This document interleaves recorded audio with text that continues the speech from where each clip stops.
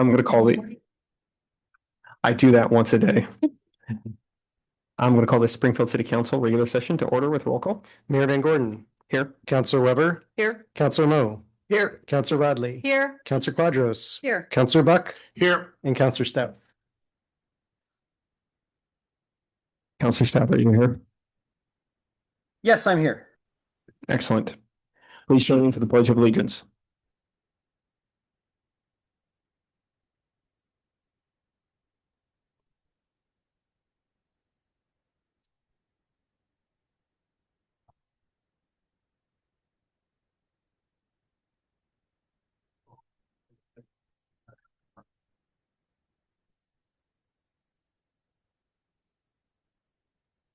First item, please.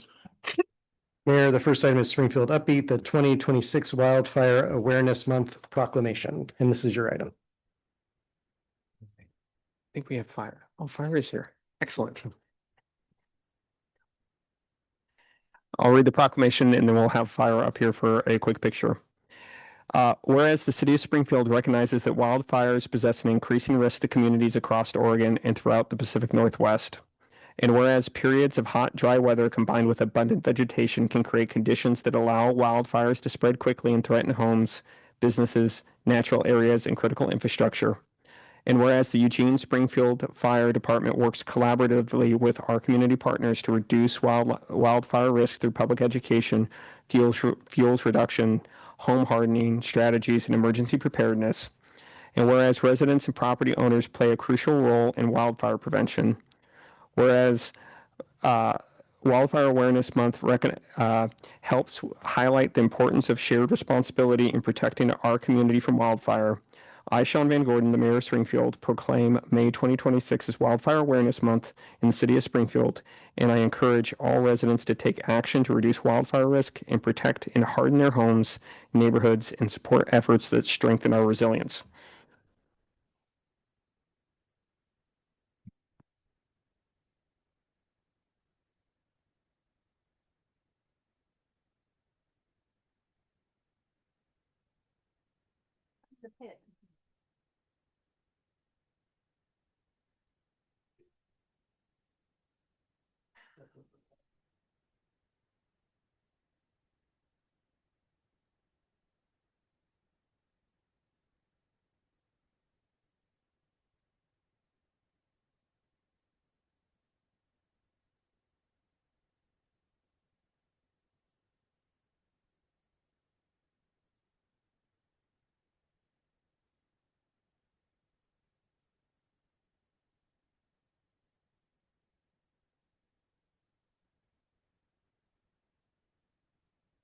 All right, next item, please. Next item is the consent calendar. I move to approve the consent calendar with item 3A removed. Second. Now could you call a vote, please? Yes, Councilor Weber. Yes. Councilor Mo. Yes. Councilor Rodley. Yes. Councilor Quadros. Yes. Councilor Buck. Yes. And Councilor Stout. Yes, thank you. Motion passes, 6 yeses, 0 no's. Can we have the additional item, please? Before Councilor Weber makes the motion, I asked that it was pulled specifically since it's a resolution of necessity, which can lead to eminent domain action. I thought we needed to vote on this separately. I move approval of resolution of necessity amendment bond measure 20-351 street repairs B21007 Daisy Street. Second. Could you call the vote, please? Yes, Councilor Weber. Yes. Councilor Mo. Yes. Councilor Rodley. Yes. Councilor Quadros. Yes. Councilor Buck. Yes. And Councilor Stout. Councilor Stout.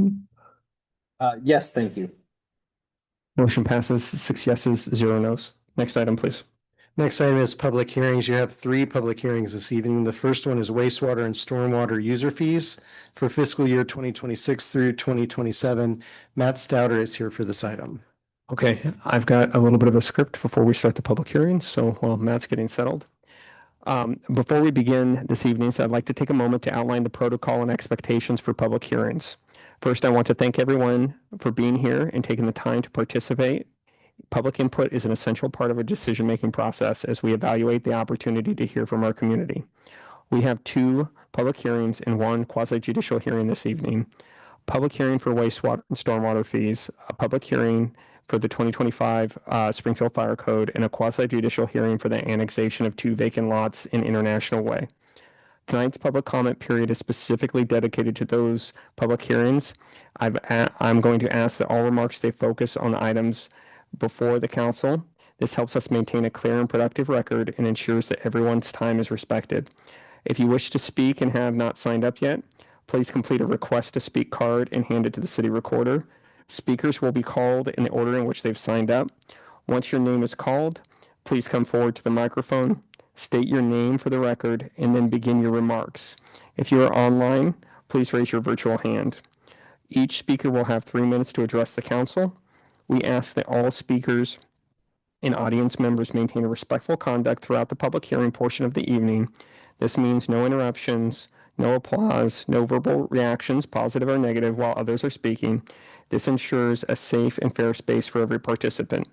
Offensive language and disruptive behavior are not permitted. With those guidelines in place, we look forward to hearing from each of you. Matt, you're up. Okay. Good evening, Mayor and Council. My name is Matt Stouter. I'm the city's Environmental Services Director. I also serve as the MWMC Executive Director.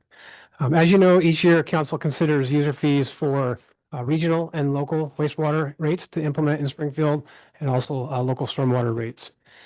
April 20th, Jeff Pascal and myself came to the council and presented in a work session. We gave proposed rates for council consideration.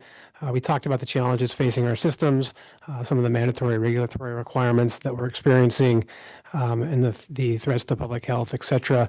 After careful consideration, the council gave us feedback to come to public hearing tonight with the rates that are proposed. If approved, these rates will go into effect July 1st for fiscal year 26-27, and they will provide us with revenue to continue to deliver services to the city of Springfield, to continue to operate and maintain our facilities, to respond to those mandatory regulatory investments that we're facing, and prepare us and position us for new permitting requirements, especially the municipal separate storm sewer permit that we're going to be seeing here in the coming months. It will help us fund our adopted capital program and protect public health in the community. The user fees before council this evening for public hearing include a local stormwater increase of 5%, a local wastewater increase of 5%, and a regional wastewater increase of 5.5%. That increase was adopted by the MWMC board on April 10th after a public hearing. I would note that the city of Springfield's budget for local wastewater and stormwater and the MWMC's budget have been prepared based on those rate adjustments in that direction. And at this time, I'm happy to answer any questions and request that the council hold a public hearing and adopt the resolution to establish user rates to go into effect July 1, 2026. Councilor Wadley. Thank you. Thank you for this. And just before we do the hearing and the vote, as you know, I've been wrestling with this and have been really transparent about the fact that even though I appreciate the work, I appreciate MWMC, I appreciate all the requirements and the realities of it. So that I don't want anybody to think that I'm just being a big butthead. But I do think that 5% over the next 4 years is just, in this economy and the way it impacts ordinary folks, is just too steep. So I just wanted you to know that while I will be a no vote on it, and I probably will be the only no vote on it, that is the why of it. But in no way does that diminish the work or my lack of appreciation or understanding of why it is the way it is. So I just wanted to say that out loud. Thank you. Any other comments? Okay, Matt, could you clarify for us? Really, the only thing we're adopting is the year 1 rate. The other rates you provided for us for guidance about sort of trajectory. Yeah, each year we do a thorough evaluation. Those are projections based on where we're at presently, but I don't expect that it'll hold true for certainly out to year 5. Yeah, and I think the feedback we all want you that is important for you to hear is continuing to sharpen the pencil for those out years, right? I know we've got a lot of regulatory issues that we're facing, but continuing to sharpen the pencil and see if we can't continue to manage costs would be appreciated. Counselor Stout. Thank you. I want to I'll be voting yes on this item, but I do appreciate more Councilor Rodley's position.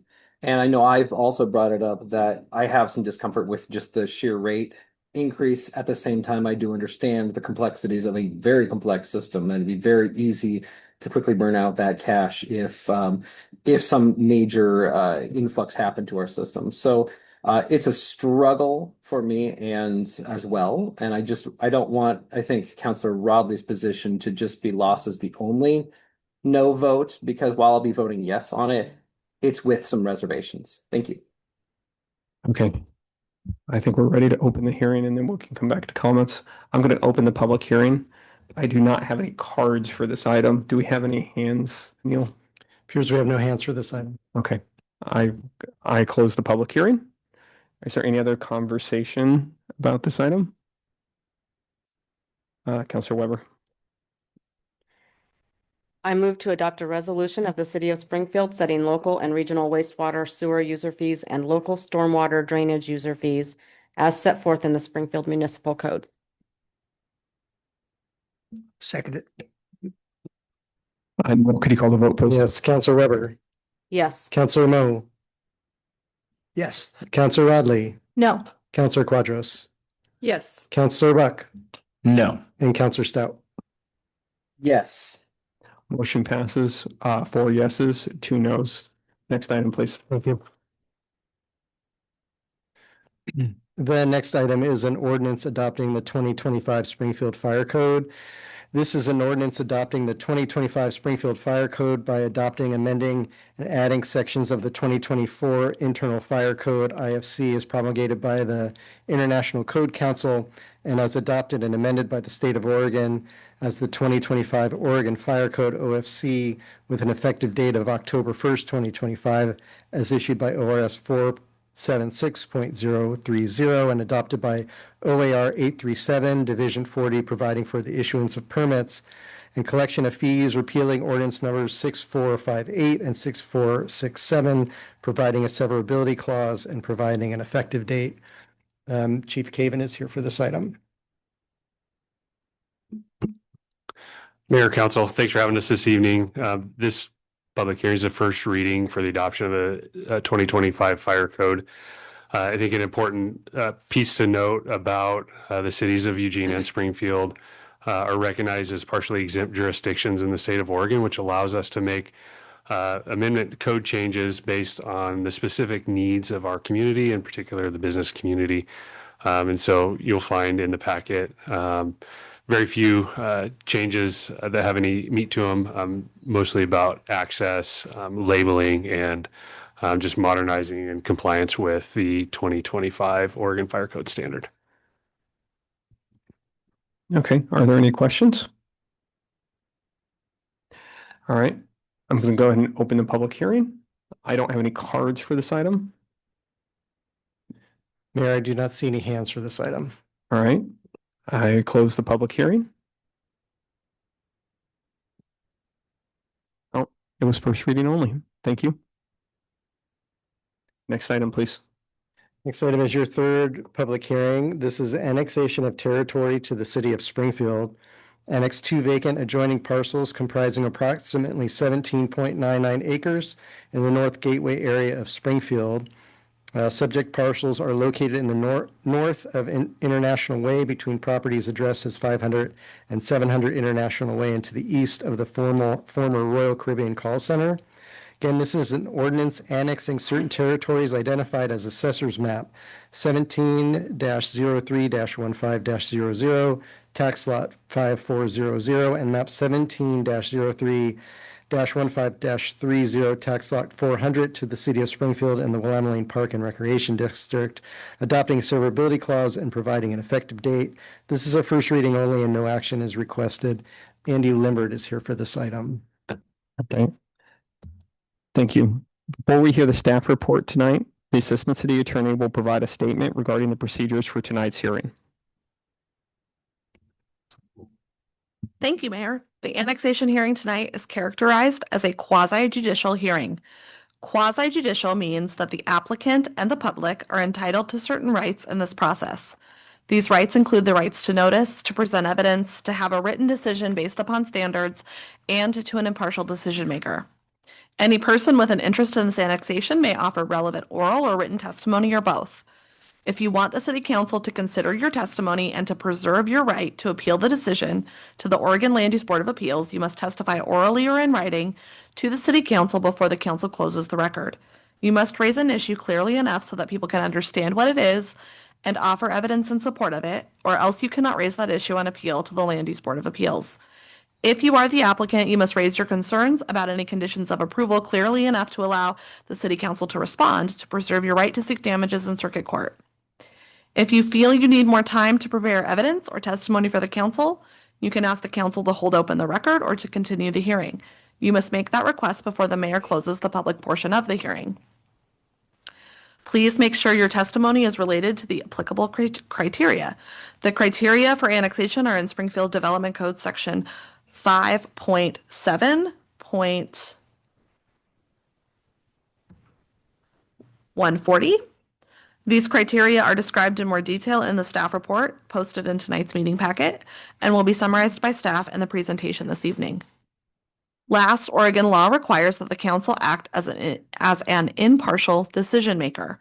Councilors must disclose any ex parte contacts, independent knowledge of relevant facts, or conflicts of interest related to this matter. A conflict of interest is a situation in which the decision maker, his or her family or household or their business would or could benefit or suffer by the decision maker's decision. An ex parte contact is a communication to the decision maker that includes substantive issues regarding the application and occurs outside the public venue. Independent knowledge of relevant facts is information known to the decision maker about the application from a source outside the public venue, such as a visit to the site in question. Mayor, please query the council about any conflicts of interest, ex parte contacts, independent knowledge of relevant facts, and state any you may have as well. Councilor Quadros, do you start? I have no ex parte contacts, independent knowledge, nor conflicts of interest. No ex parte contact or conflict of interest. Buckle up. So I have a potential conflict of interest, a couple of them. One, I work for Lane County. I work for Health and Human Services. I am in a different division. I will say that I have been inundated with emails and meetings and information about this project from the beginning. So I don't know anything that anybody else doesn't know, but I do think that that's a potential conflict of interest. Also, a potential conflict of interest as a property owner in the Gateway area. And then I will say that I would consider them ex parte contacts, and that I have had conversations with other elected officials, particularly around the super siting bill when that was moving through the legislature. So I think that's it, Christina, but let me know if you think I've left anything out. I'm not aware of anything. Well, I'm not aware of anything else. The Thank you. members, when they are members of the public or the applicant, when they're testifying, can ask council More detail. to disclose more detail if that's something that they feel that they need to do. And then council could respond to that. Thank you very much. Excellent. This conversation's been out there for a while. I do have a potential conflict of interest. My employer, which is a health insurance company, does business with Peace Health. But it's not in a division that I work in. I have had ex parte contact with pretty much everybody in this room at this point. But when you specifically with the property owners, it has all happened in 2025, which would be before the application. And when I review, when I think about G Group and Richardson's, the conversations that I've had, that is all in their public testimony. And then the same with Peace Health, that any material that I've heard from anybody involved is represented in the public record. I have had several conversations with every member of the county commission expressing my deep dissatisfaction with the supersiding bill and their level of communication to this community. Other than that, I think I'm good. Can I just say ditto, or do I have to go through all of that? Prior to the submission of this application, I did have conversations with some of the neighbors, some Peace Health staff and commissioners, and the assistant county administrator, all surrounding really my frustration with the super siting and the lack of communication around that. Any conversations I had with the neighbors are already on public record. There's nothing different there. I also did meet with County Administrator Steve Mokrahysky on January 23rd, again, around my frustrations with the super siting and the lack of communication, and just a conversation around how we can work better together in the future. I have no ex parte contacts, no conflicts of interest, potential or actual, and I do not believe I have any bias. Councilor Buck. Thank you. Yeah, a couple. I'll just note for the record that this did come up while I was serving on Planning Commission. That time did have ex parte contact following the public hearing with other planning commissioners and members of the public. Nothing that was outside of the public record. Received 2 calls this week from constituents inquiring about this process, and again, the nature of those conversations was everything that is on the public record. I don't think anything outside of that, focusing on community need and those kind of things. And then I do have some site awareness, nature of my employment. I have, reason to go over there from time to time, particularly if we have any meetings at Pacific Source, which is located in that general area. We've driven through that area, and so I have awareness there. And then the only potential conflict of interest is that our office is located off of Gateway, and the ongoing traffic challenges that we see in that area. This could influence those, and that obviously has an impact on me, but nothing that would create bias. Thank you, Councilor Buck. You reminded me of one thing I did miss. One of the issues I did raise when I discussed this with our colleagues at the County Commission was my concern about traffic in the area. That is has been a large issue for a little while. All right. So we're done with declarations. I think we were ready for the staff report.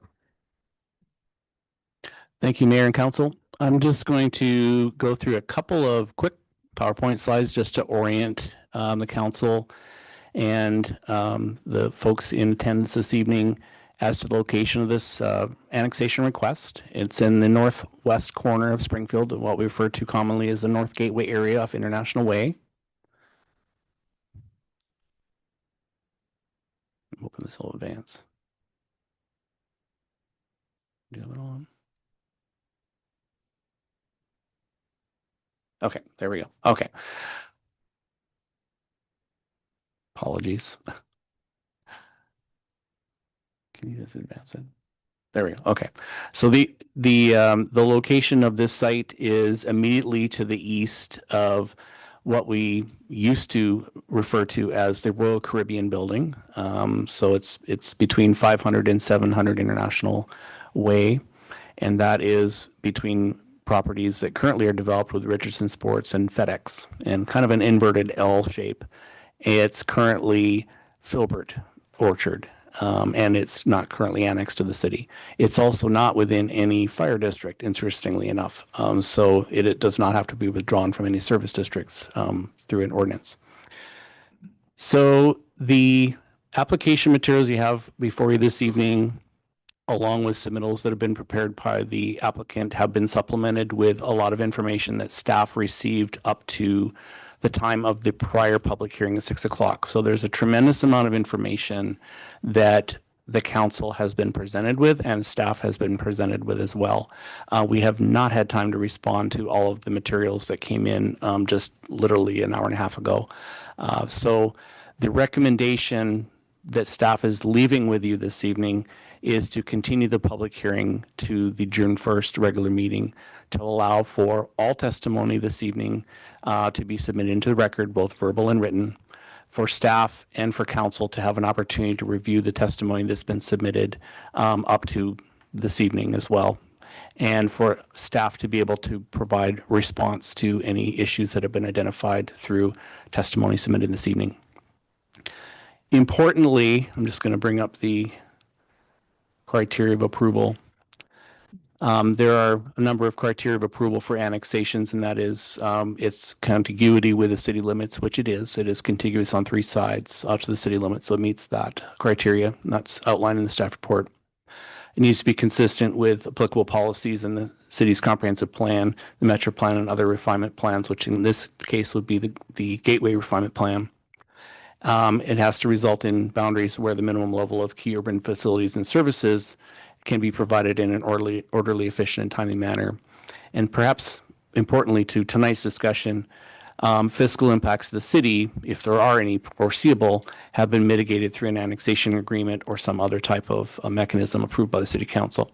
We do not have an annexation agreement. One has been drafted, but it has not been executed between the city and the applicant. There are still some remaining issues that need to be addressed. The desire of staff by way of the applicant would be to present you with an executed annexation agreement outlining the timing and fiscal responsibility for extension of services, extension of public streets, extension of utilities in order to deliver services not only to the property being annexed, but territory beyond the annexation area, because that would form the new city limits, and therefore establishing a new boundary that would be looking to have services extended from that location. So this is another reason why staff are recommending continuance of the public hearing to June 1st. I will be available for questions. I'm going to allow the applicant to make their presentation. Staff has been advised that they have a presentation that will probably take on the order of 20 minutes or more. So in the interest of time, I will be available to answer questions now or at the conclusion of all the testimony. Do we have questions for our staff before we let Andy sit down? All right. Thank you so much, Andy. Thank you. I don't have a card for the applicant, so I don't know who's presenting. Thank you.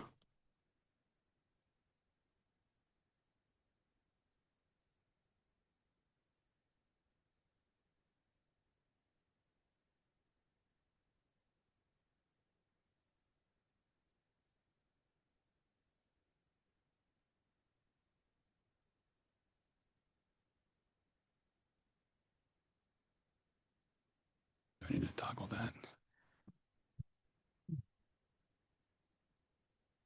Good evening, Mr. Mayor and members of the council. My name is Zach Galloway. I'm a senior planner with TBG Community Planning Group. We're at 375 West 4th in Eugene. We're representing the co-applicants, Lane County and Peace Health, on the annexation application before you this evening. The items that are being distributed are simply a hard copy of the PowerPoint presentation, so you can take notes as you want. And then there is a map there that reflects one of the items that Andy was referring to, changes in the infrastructure to respond to some recent information, which I and other members of our presentation team will address as we go through this. So before I go any further, I just want to introduce the team that you'll hear from this evening. Alicia Beamer is the Chief Administrative Officer for Peace Health. Eve Gray also is joining us as the Director of Health and Human Services for Lane County. They will share a bit about the community and needs that are addressed and the benefit provided by the future development proposal. Let me make sure I'm clicking this correctly.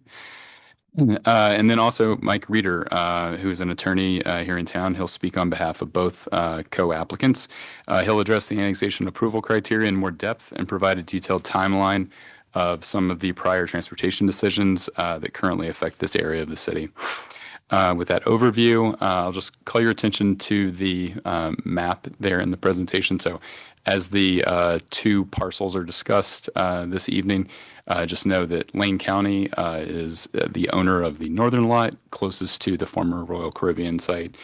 Peace Health is current owner of the southern lot closest to International Way. As you'll hear this evening, and as many of you sounds like already know, this project is of critical importance to our community. However, the site is currently outside of city limits. It's one of the missing pieces along International Way, not within city limits, and therefore we're before you this evening requesting annexation. This is really the first step the co-applicants are taking in their development process in this public sphere.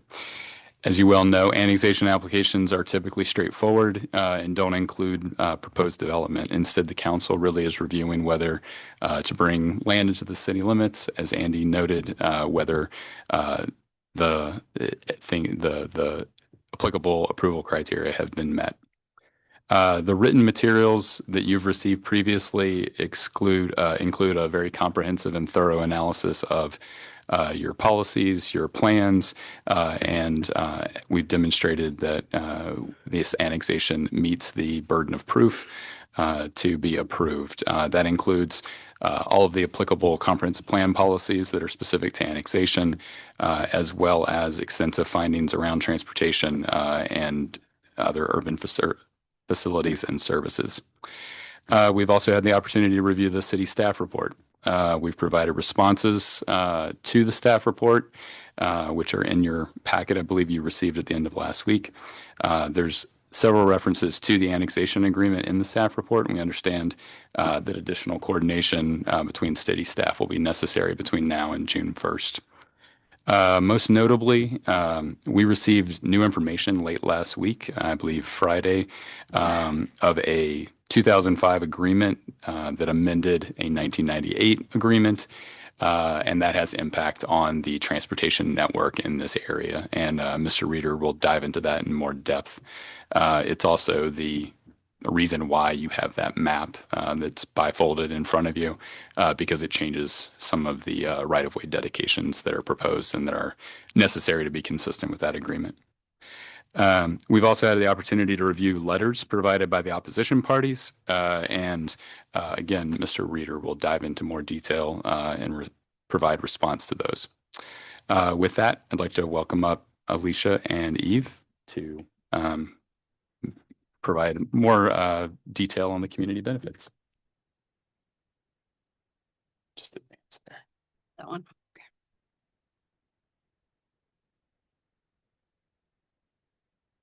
Good evening, Mayor and City Council. I'm Alicia Beamer, the Chief Administrative Officer at Sacred Heart River Bend, and I'm here to talk about, advance my slide here.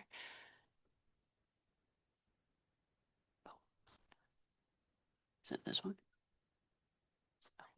Okay, there we go. Okay, thank you.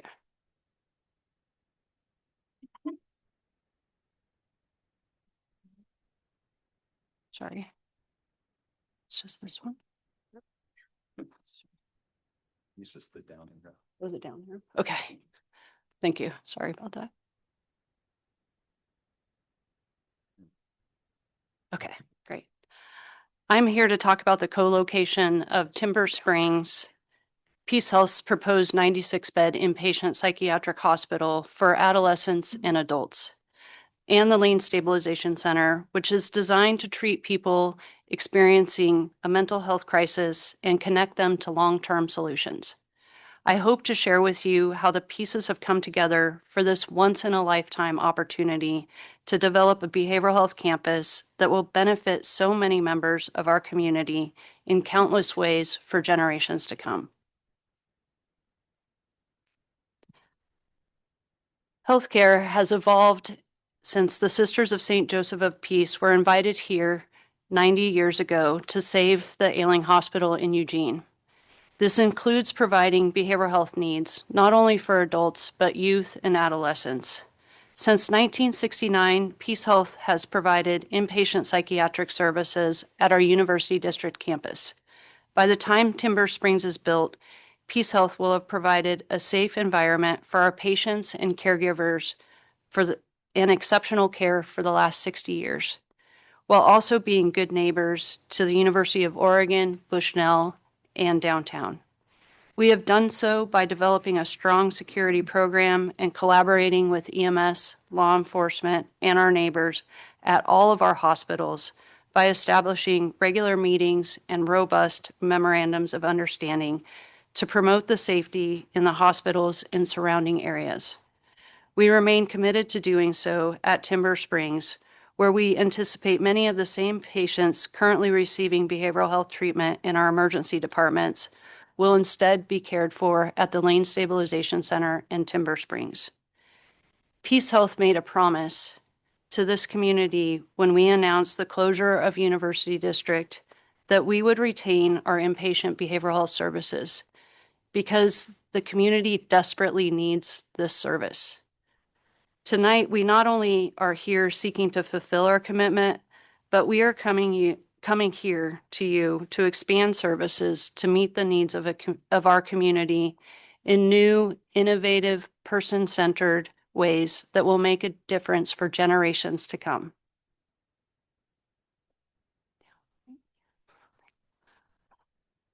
Currently, our community has an urgent public safety issue due to the lack of mental health services. Evidence-based benchmarks indicate our service area could benefit from 5 times more inpatient beds than we currently have. We feel this need as we work to connect or transfer more than 10 patients from across our 3 emergency departments for psychiatric care every day. Every year, nearly 600 youth under the age of 18 come to us with mental health needs in our emergency departments, and they often face waiting days or weeks to be transferred to a facility that can provide the right level of care.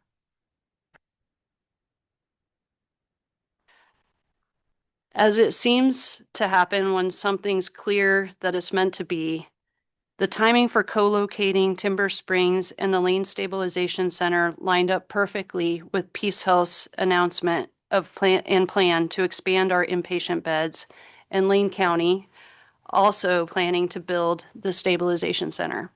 As we envisioned a comprehensive and integrated behavioral health network in Lane County, a network that will employ hundreds of people with above median wage paying jobs, it was clear our community needed a public-private partnership such as this to fulfill a significant gap in services. We conducted an extensive search of the entire county, narrowing it down to more than 40, just over 40 properties that are able to accommodate both of these facilities. We considered University District, Riverbend Annex, and Sacred Heart Riverbend property, a trauma level 2 medical center. But we ruled this out because it couldn't hold both facilities without fragmenting the parcels. Additionally, since Riverbend opened 18 years ago, we've already utilized all of our shelled space in our 1 million square foot building due to growth in services and the needs in the community. As our community continues to age and in turn require more hospitalizations, and as we grow through economic development, we need to preserve high-valued real estate for services close to the emergency department and our operating room at Riverbend. The International Way location has also proven to be ideal. It's conveniently located off of I-5. It is just over a mile of Riverbend and within a half an hour of most Lane County residents. It will be easy to arrange transportation for patients discharging from the Lane Stabilization Center in Timber Springs. Furthermore, we felt this project would be welcomed as we did not receive opposition for the inpatient rehabilitation hospital zoning application, and the International Way area has been recognized for the growth in healthcare and the social service sector. We envisioned this resource will prevent Lane County residents from having to take a loved one experiencing behavioral health crisis to an emergency department where they might feel overwhelmed and possibly leave before being treated. We want this behavioral health campus to be a place where parents can bring youth or adolescents in crisis to a calming space, a space where they can receive immediate behavioral health care, where they can be directly transferred to a nearby adolescent inpatient unit instead of receiving care in a windowless emergency department, waiting for a room to open up elsewhere better suited to meet their needs. Not only does this mean timely and immediate mental health treatment for these youth, but it also allows them to remain in the same area where they will receive outpatient treatment and ensure they are connected to local resources upon discharge. Their families will also be able to stay in their own homes and more easily visit them and provide support rather than traveling to Portland. Additionally, we foresee law enforcement, local residents, and mobile crisis units utilizing the stabilization center, which is better suited to address the needs of patients in crisis instead of transferring them to the emergency departments. The center staff would provide them immediate attention and support, fostering a sense of safety and hope. Opening the behavioral health campus will have tremendous positive impact by relieving pressure on all of Lane County emergency departments, including Springfield hospitals, Riverbend and McKenzie-Willamette Hospital. At Riverbend, we've modeled out that patients presenting for medical treatment of broken bone, respiratory illness, laceration will be able to receive care more quickly and effectively and shave off approximately 40 minutes of their visit.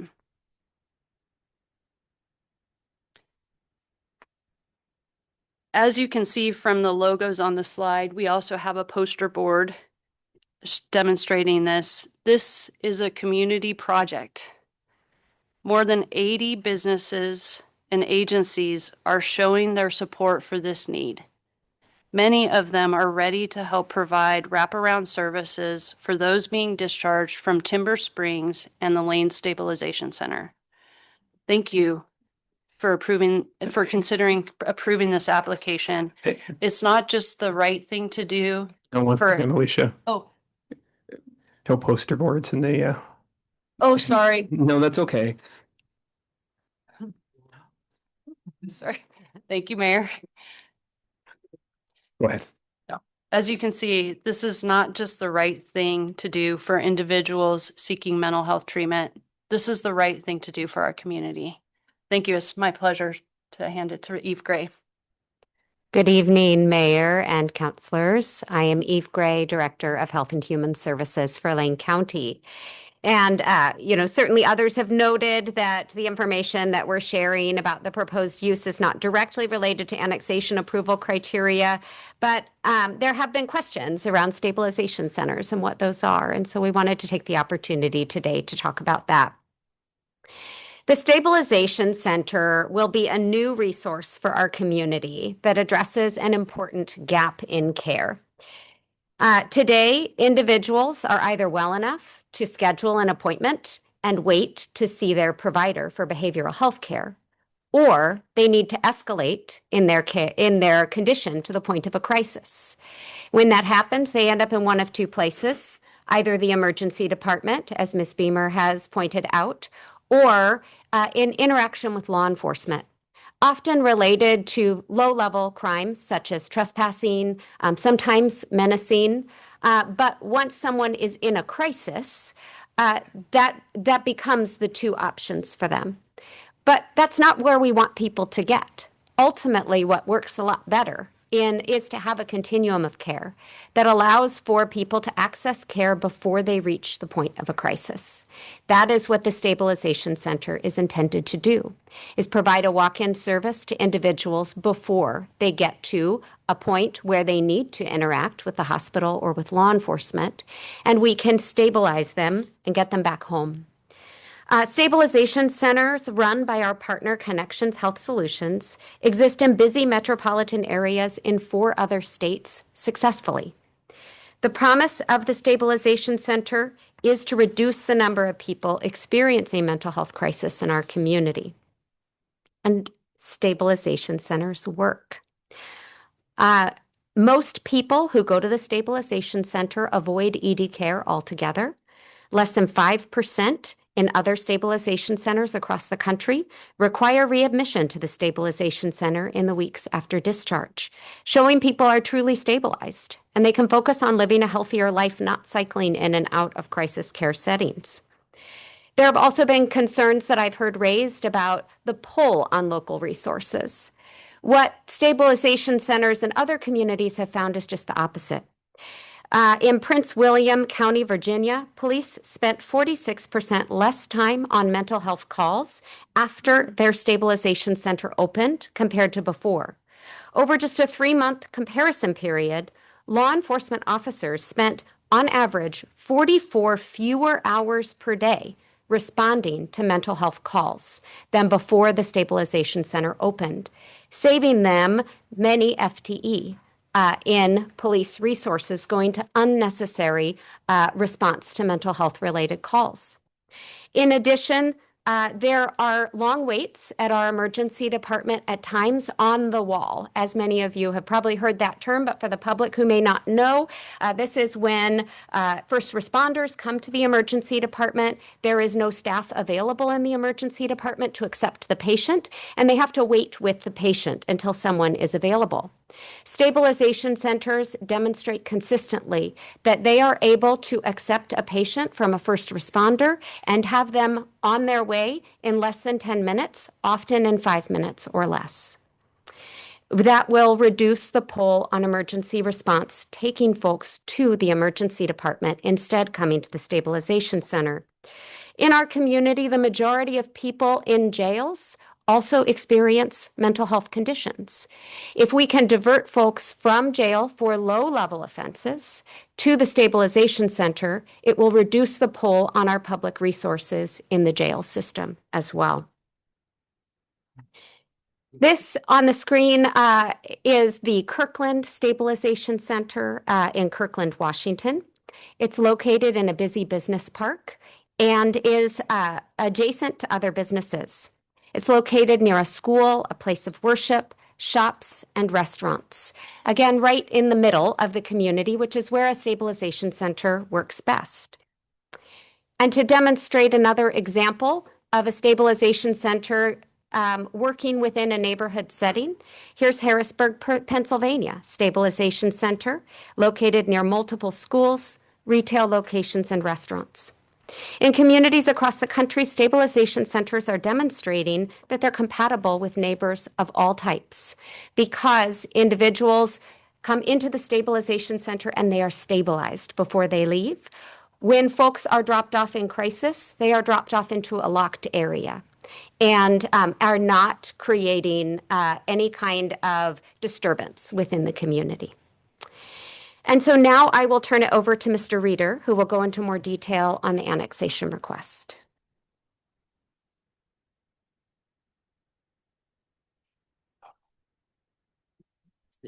Down.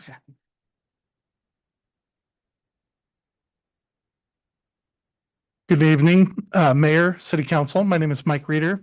I'm an attorney representing Peace Health. I've been asked by Peace Health and Lane County, the co-applicants, to discuss the approval criteria that is required for an annexation. We've asked Alicia and Eve to present the benefits of the proposed use of the property, but essentially today we're here to talk about the annexation application. Annexation applications are not the time and place to deal with the proposed use. The criteria for approval have to do with annexing property, not the proposed or intended development. In other words, should this property have had no intended use, we could still be before you today talking about the annexation criteria. Because the opponents to this application have been vocal regarding the proposed use, we felt it would be helpful to provide some context to you, the City Council.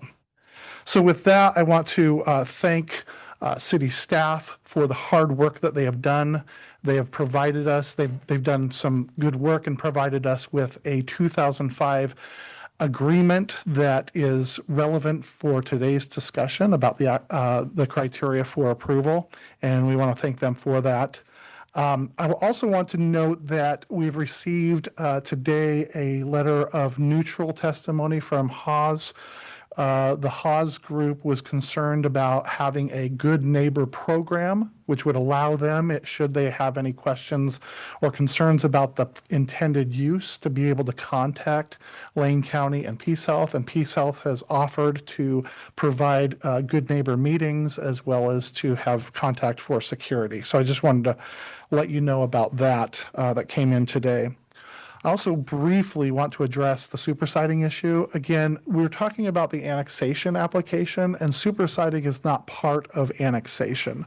So whatever concerns the council may have regarding the supersiding issue, we'd be happy to brief that, but I'm not going to take time tonight to talk about why supersiding was an issue in this particular case, other than to talk about the transportation system that I'm going to talk about today. So the city council has already adopted ultimate policy decisions regarding transportation in this area. So I'm going to explain how the city has adopted and has received acknowledgement of the transportation planning documents, which are the law that show the location of a minor collector.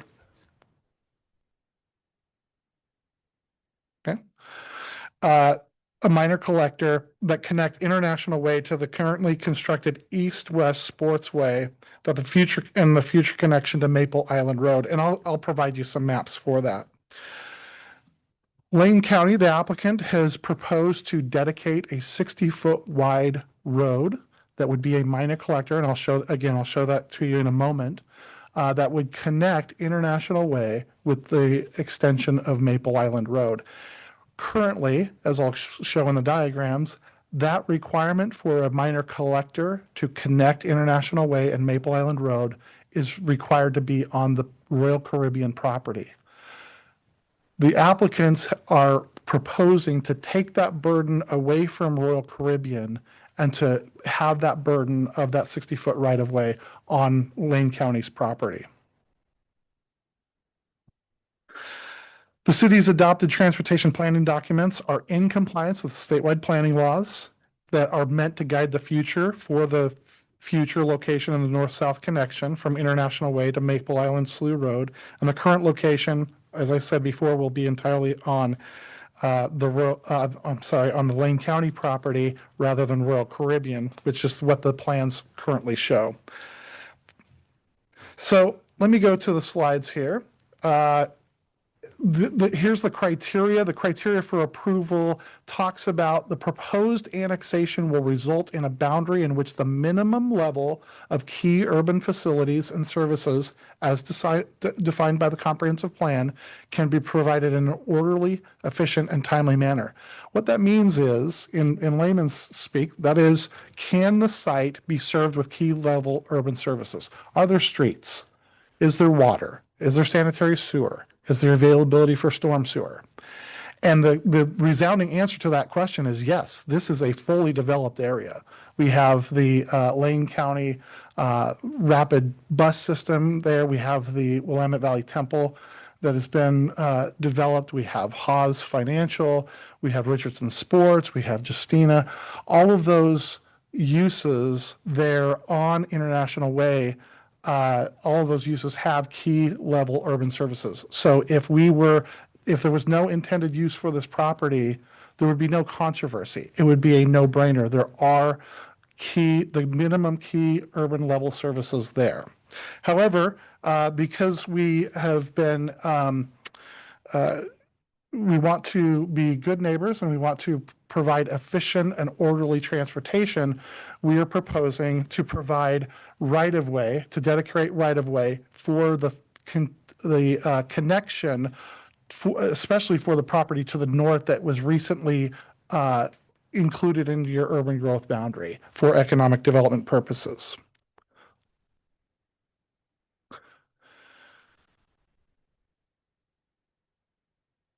Okay, so I want to talk about the history of the services and the proposal. So the Springfield policy directives have already been taken into account. In 2014, I'll go through this quickly, the city adopted its own transportation system plan. That's the 2035 Springfield TSP as a refinement to the Metro Plan. And on January 21st, 2020, you may recall, the City Council adopted an ordinance amending the 2035 TSP. And then in 2022, the City Council adopted a project list that amended the 2035 TSP. And I bring this up because those are ultimate policy decisions that you made that Lane County and Peace Health relied on when they looked at this property and did its due diligence. The comprehensive plan, which governs land use actions such as this, including annexation, the preface states that the plan is also a policy document that the city must follow when coordinating the delivery of services, including, and I would add, including transportation services, and when considering many decisions about land use, which annexation is. So the comprehensive plan is 2035 TSP, and the 2005 amended agreement that we received from staff this last weekend all show that the city council has already made an ultimate policy decision showing the location of the minor collector. So I just want to orient you, if you can see this, let me go back to this. International Way is to the south on the bottom of your screen there. The applicant is proposing a local street in yellow that would be entirely on the Peace Health property, that would serve Peace Health and Lane County's property. Then it would jog to the left in peach that would be dedicated and improved by the applicants. And then it would take a jog north in peach again, that's the 60-foot right-of-way that would be dedicated to the city, that would allow the city to implement its transportation system plan.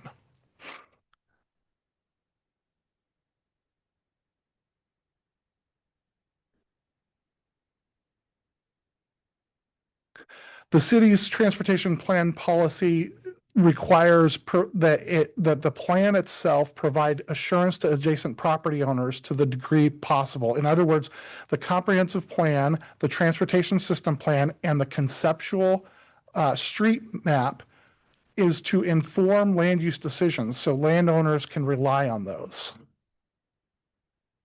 And then the Springfield Development Code implements that policy, the comprehensive plan, in 4.2.105 sub D, where it says that collector and arterial streets are subject to the standards of the code.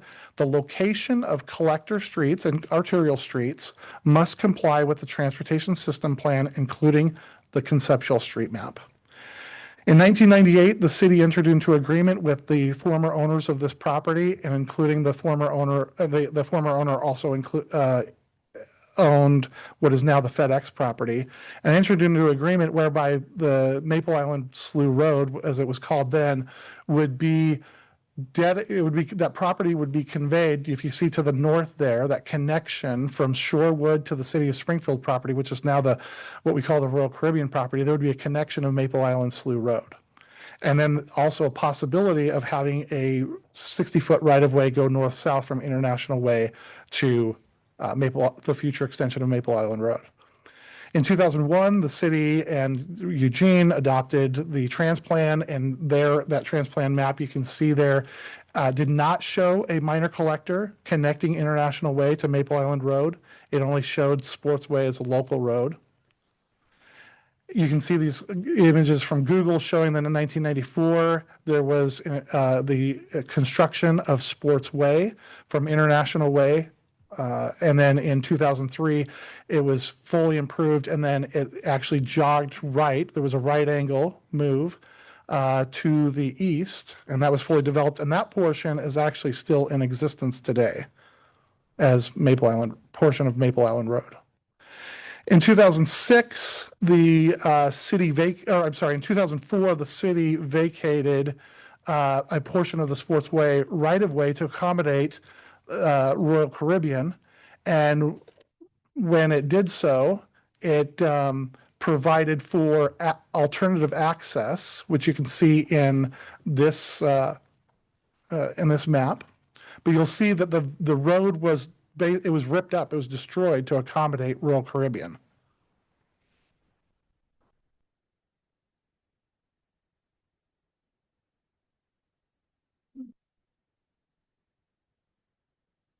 Okay, so here's the crux of the matter when it comes to transportation. In 2005, the city amended the 1998 Rice Agreement. They made a policy decision to reject the north-south connection from International Way to Maple Island Road. It provided for the basically the implementation of the comprehensive plan, and it's the transportation system plan showing the minor collector that would connect International Way with Maple Island Road. And I will show that in just a moment, just really quickly to orient you. The green is the Peace Health property, the blue is the Lane County property, and in the peach is the former Royal Caribbean property. And this is what happened in 2004. On the left, you can see the Royal Caribbean property, vacated portions of Sports Way, showed an easement that would connect the Maple Island Road east-west connection. And to the right is what is really important for this council to understand. To the right, that is law.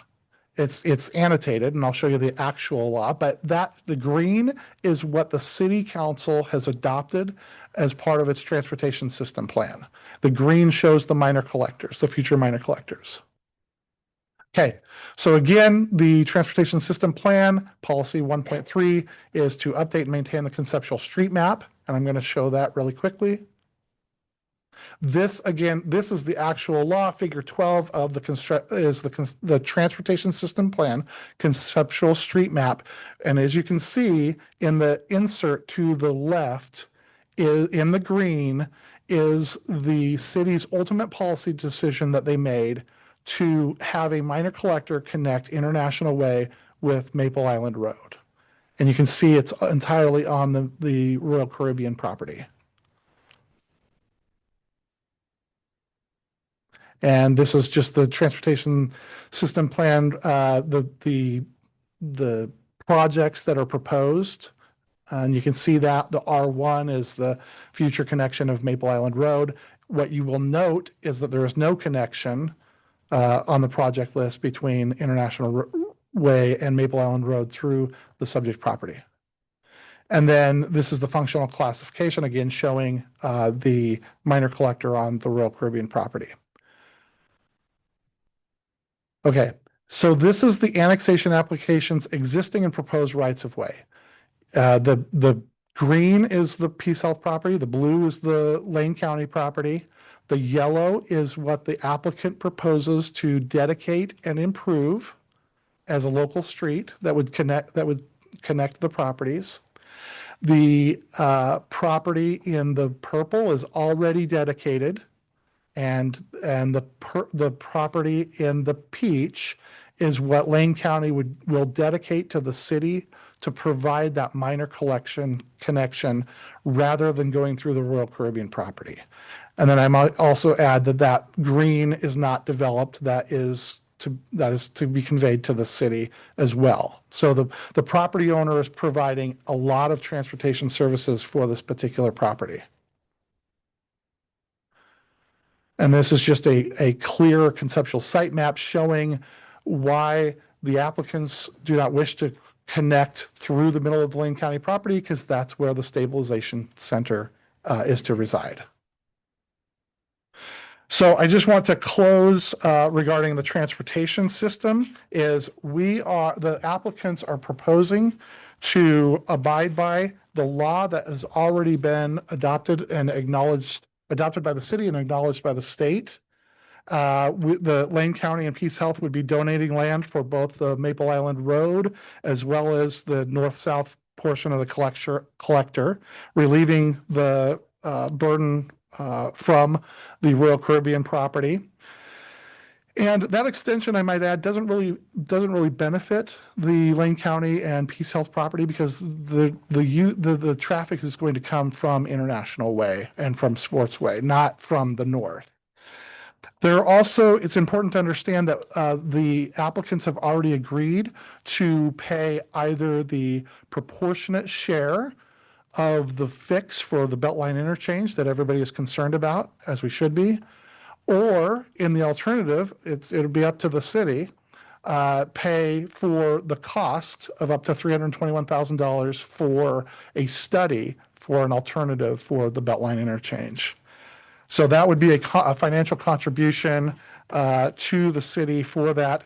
The application, once they develop, will be required to pay system development charges, including transportation, and also pay real property taxes. And this is important because even though Lane County is a local government, and even though Peace Health is a nonprofit, because of the partnership with other for-profit organizations, the entire property that you see, the entire subject property, will be subject to real property taxes. Again, those SDCs and those real property taxes can go a long way to helping the city with its transportation infrastructure issues.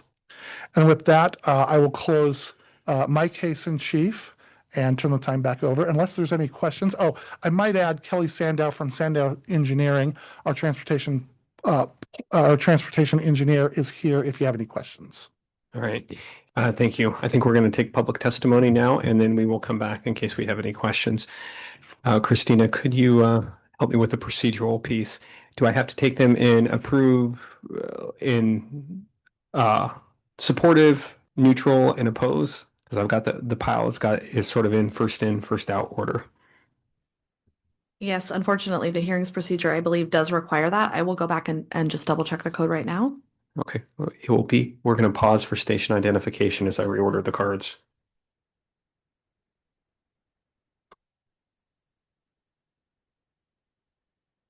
Yes, testimony in favor, testimony neutral, and testimony opposed in that order.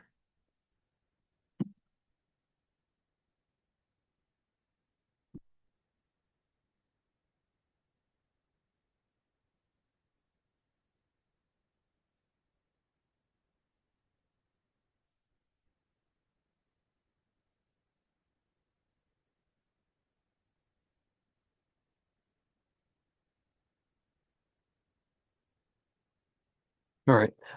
Thank you for your patience. I have reordered the cards. I'm going to call you up two at a time. Since there's two microphones, then we'll go from one person to the next person. We'll give you 3 minutes a piece. Please state your name and address or organization for the record. The first two folks are Julie Nelson Thiel and Deborah DePoe.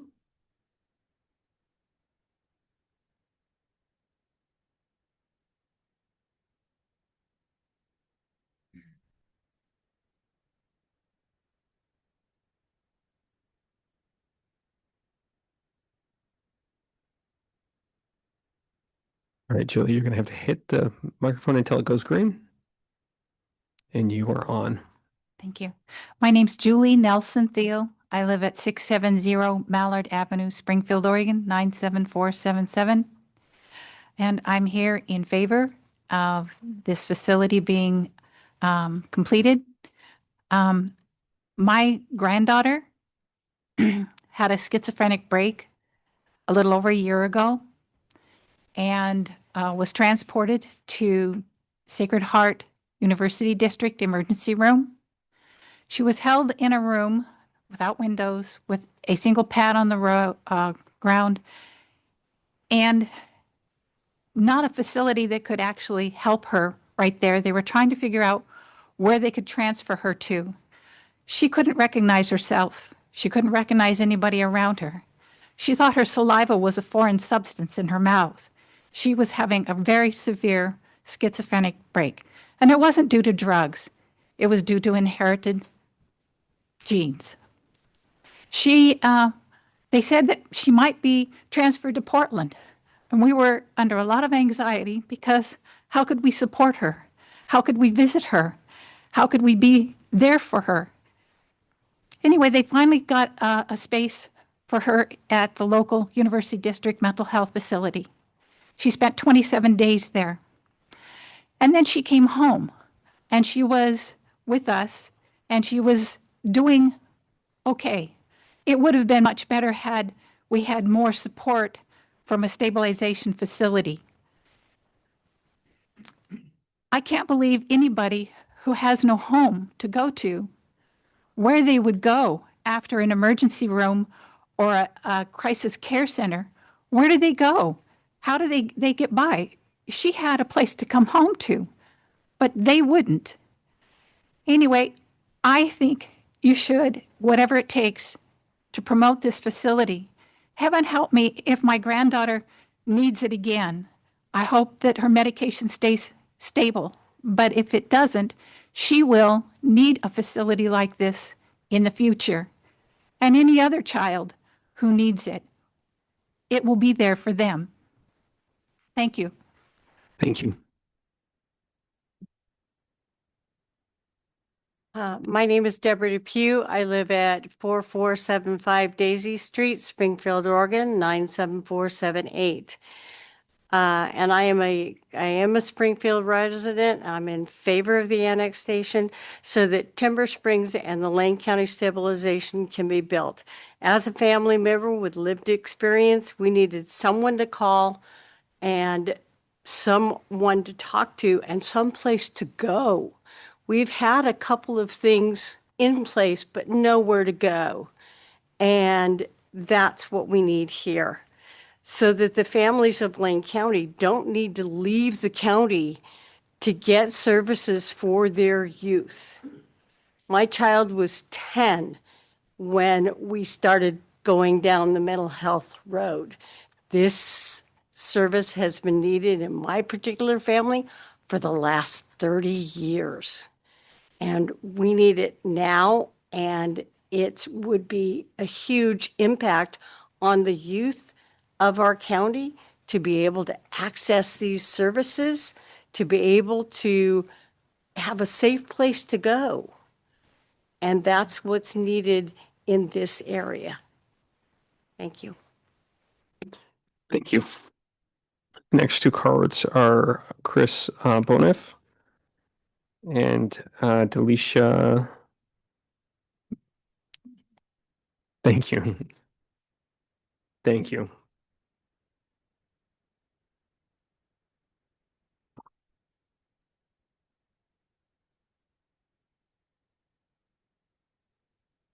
Good evening. My name is Chris Boniff. I'm the Executive Director of NAMI Oregon, the state chapter of the National Alliance on Mental Illness. We are an advocacy, education, and support organization with 17 chapters across the state, including a chapter here that's just a couple blocks away, NAMI Lane County. We're all people with lived experience, and we offer education curriculum, support groups, and other community awareness events, serve more than 15,000 Oregonians a year through our free programming. I'm here just to explain a little bit about why a project like this is really important to those of us who live with mental health conditions or support loved ones. I'll start with what this isn't. This isn't an answer to everything. This doesn't solve homelessness. It doesn't solve support services afterwards. It doesn't solve housing. But it is an essential part of a continuum of care, because what this project is healthcare. And I want to emphasize this term, that this is healthcare, because behavioral health conditions are very common.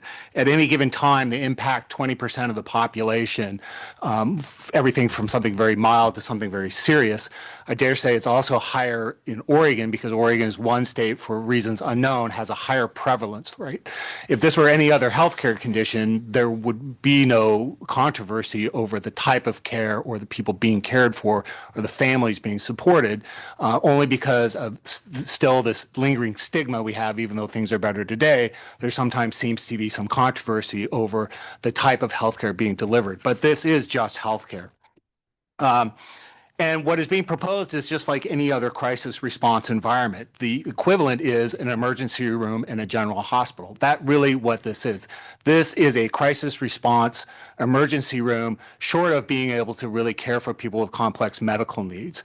But if my need really is about just behavioral health, this is an environment that is built, tailored for me, staffed just for me, staffed in a way that understands what the person and the family is going through. And then if I need a short-term stay, it has attached to it the same type of inpatient unit that you would find with a general hospital.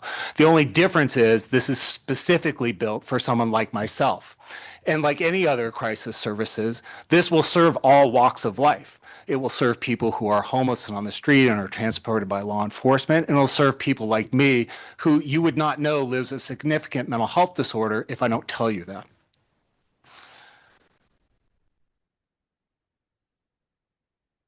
And I guess I'll just close with this.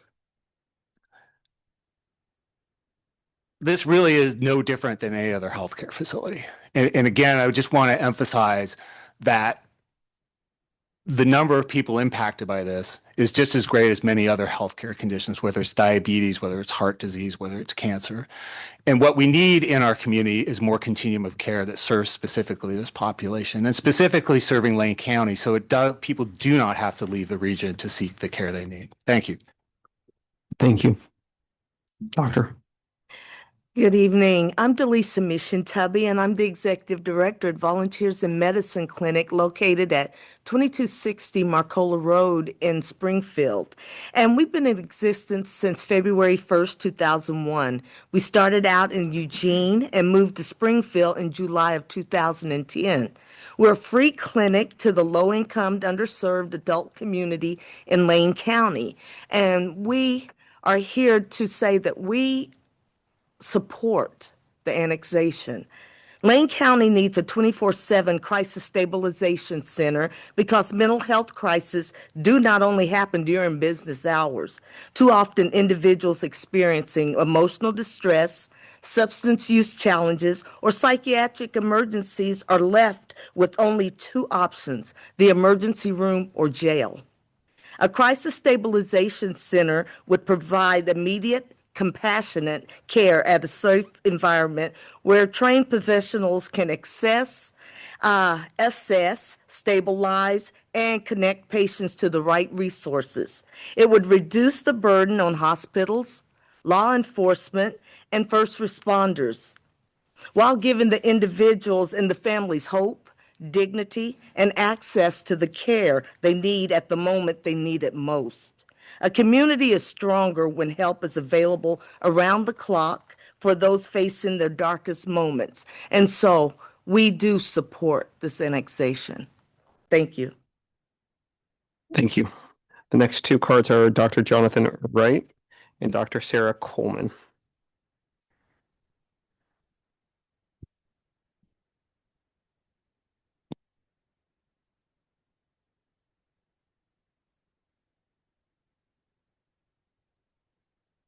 Good evening. My name is Sarah Coleman. I'm an emergency medicine physician at Peace Health Riverbend, one of the ER medical directors and vice chief of staff of Peace Health Riverbend. On behalf of the ER physicians at Peace Health, want to speak in support of the plan to co-locate this facility. It would allow a streamlining of psychiatric services to our community and reduce the barriers to seeking help for mental health needs. We feel strongly that this is in the best interest of our community. The current model of checking into either ER is a far cry from what the care should be. It often leads to long, crowded, chaotic stays in the ER. Children and adults are currently co-located in one of our hallways. We have people who are acutely in crisis mingled with people who have been there for days and are needing further treatment as an inpatient. The environment can often be counterproductive to their care. These patients need and deserve a calming, healing environment. The ER is the opposite of this. Currently, our younger patients often spend days to weeks in a windowless room with just a mattress on the floor for safety. All of our psychiatric patients are dressed in paper scrubs. They also oftentimes receive their care from a psychiatrist through a telehealth program. Imagine trying to establish a therapeutic relationship by talking to someone on a TV monitor. And then imagine the fragmentation of care when the provider who has seen them in the ER is not the one to care for them as an inpatient. And imagine as a family member, as has just been addressed, having their child admitted to a facility out of the area at a time when they need the most support. We are placing an extra burden on them. Our children and our families and our community deserve better. And I recognize that neighbors have concerns about locating this facility in the planned area. I know people have concerns about people in crisis and what happens when people are discharged from the facility after stabilization. We face these issues now at Riverbend. We are very adept at ensuring people are stable and safe for discharge. They are safe to be in the community before they leave. The same care we take in partnership with our crisis workers and our clinicians and our security services will be put in place at the new facility. I believe the community and our patients will be better served in this under this model. Thank you. Thank you. Hi, I'm Jonathan Wright. I'm also an emergency physician and the medical director of our department over at McKinsey Willamette. I was asked to give a little bit of insight on kind of how this plays out at our facility and kind of just giving people a sense of the need. Currently, we have what we call a psych hold room, and in that room, it's just essentially four walls and a door, with a mattress. Sometimes it is on the floor, as she indicated. But what happens is you can have an adolescent patient come in who is in a pretty tough situation, severe depression, suicidal thoughts, severe anxiety, and these patients will come in and we'll do a triage. And then we will have them come to the room that we have available to help out with these situations. And then they'll see a mental health specialist who will do an evaluation and then potentially see about having them admitted to or transferred to another facility. Most likely as Salem, Portland, as we don't have anything readily available. And so you're taking these children, they're removed from anything familiar, and then then we end up having to transfer them somewhere else if there's a bed available. But if there's not a bed available, the child simply remains in the emergency department for days and weeks, and they have what's called we'll have a sitter who will watch them. This is not a mental health professional. This is just someone who can keep an eye on the kiddo. And so the providers that take care of them in the emergency department, as shifts conclude and we transition over and nurses have their shifts end, the kid's care turns from one person to the next who may not know much about the child. Of course, we review the record and we're familiar with the scenario, but we're also managing an emergency department. And so there isn't a lot of dedicated care to that child. And so for days, this can go on. I'll say that just from my perspective, when I heard, there was, you might have heard a chorus when this was announced over in the emergency department of McKinsey Willamette that we were like, yes, we need this and our patients need it in a major way. That pretty much concludes what I have to add. With my 50 seconds, you're welcome to ask any questions if you have them. Yeah, we're good. Thank you. Okay. Thank you so much. The next two cards are Chris Perosa and Jason Harris.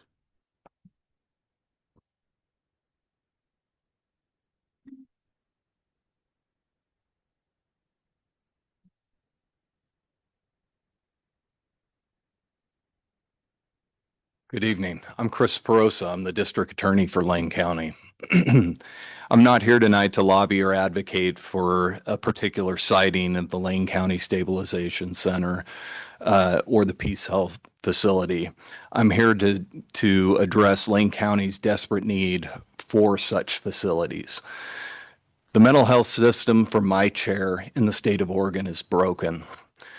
The state's inability to respond to early manifestations of mental illness is causing these vulnerable citizens to become trapped in a cycle of going from the street to hospitals and jails, only to repeat the cycle over again. Too few psychiatric beds across the state and weak legal mechanisms for commitment have resulted in the criminal justice system becoming the repository for the mentally ill in our communities.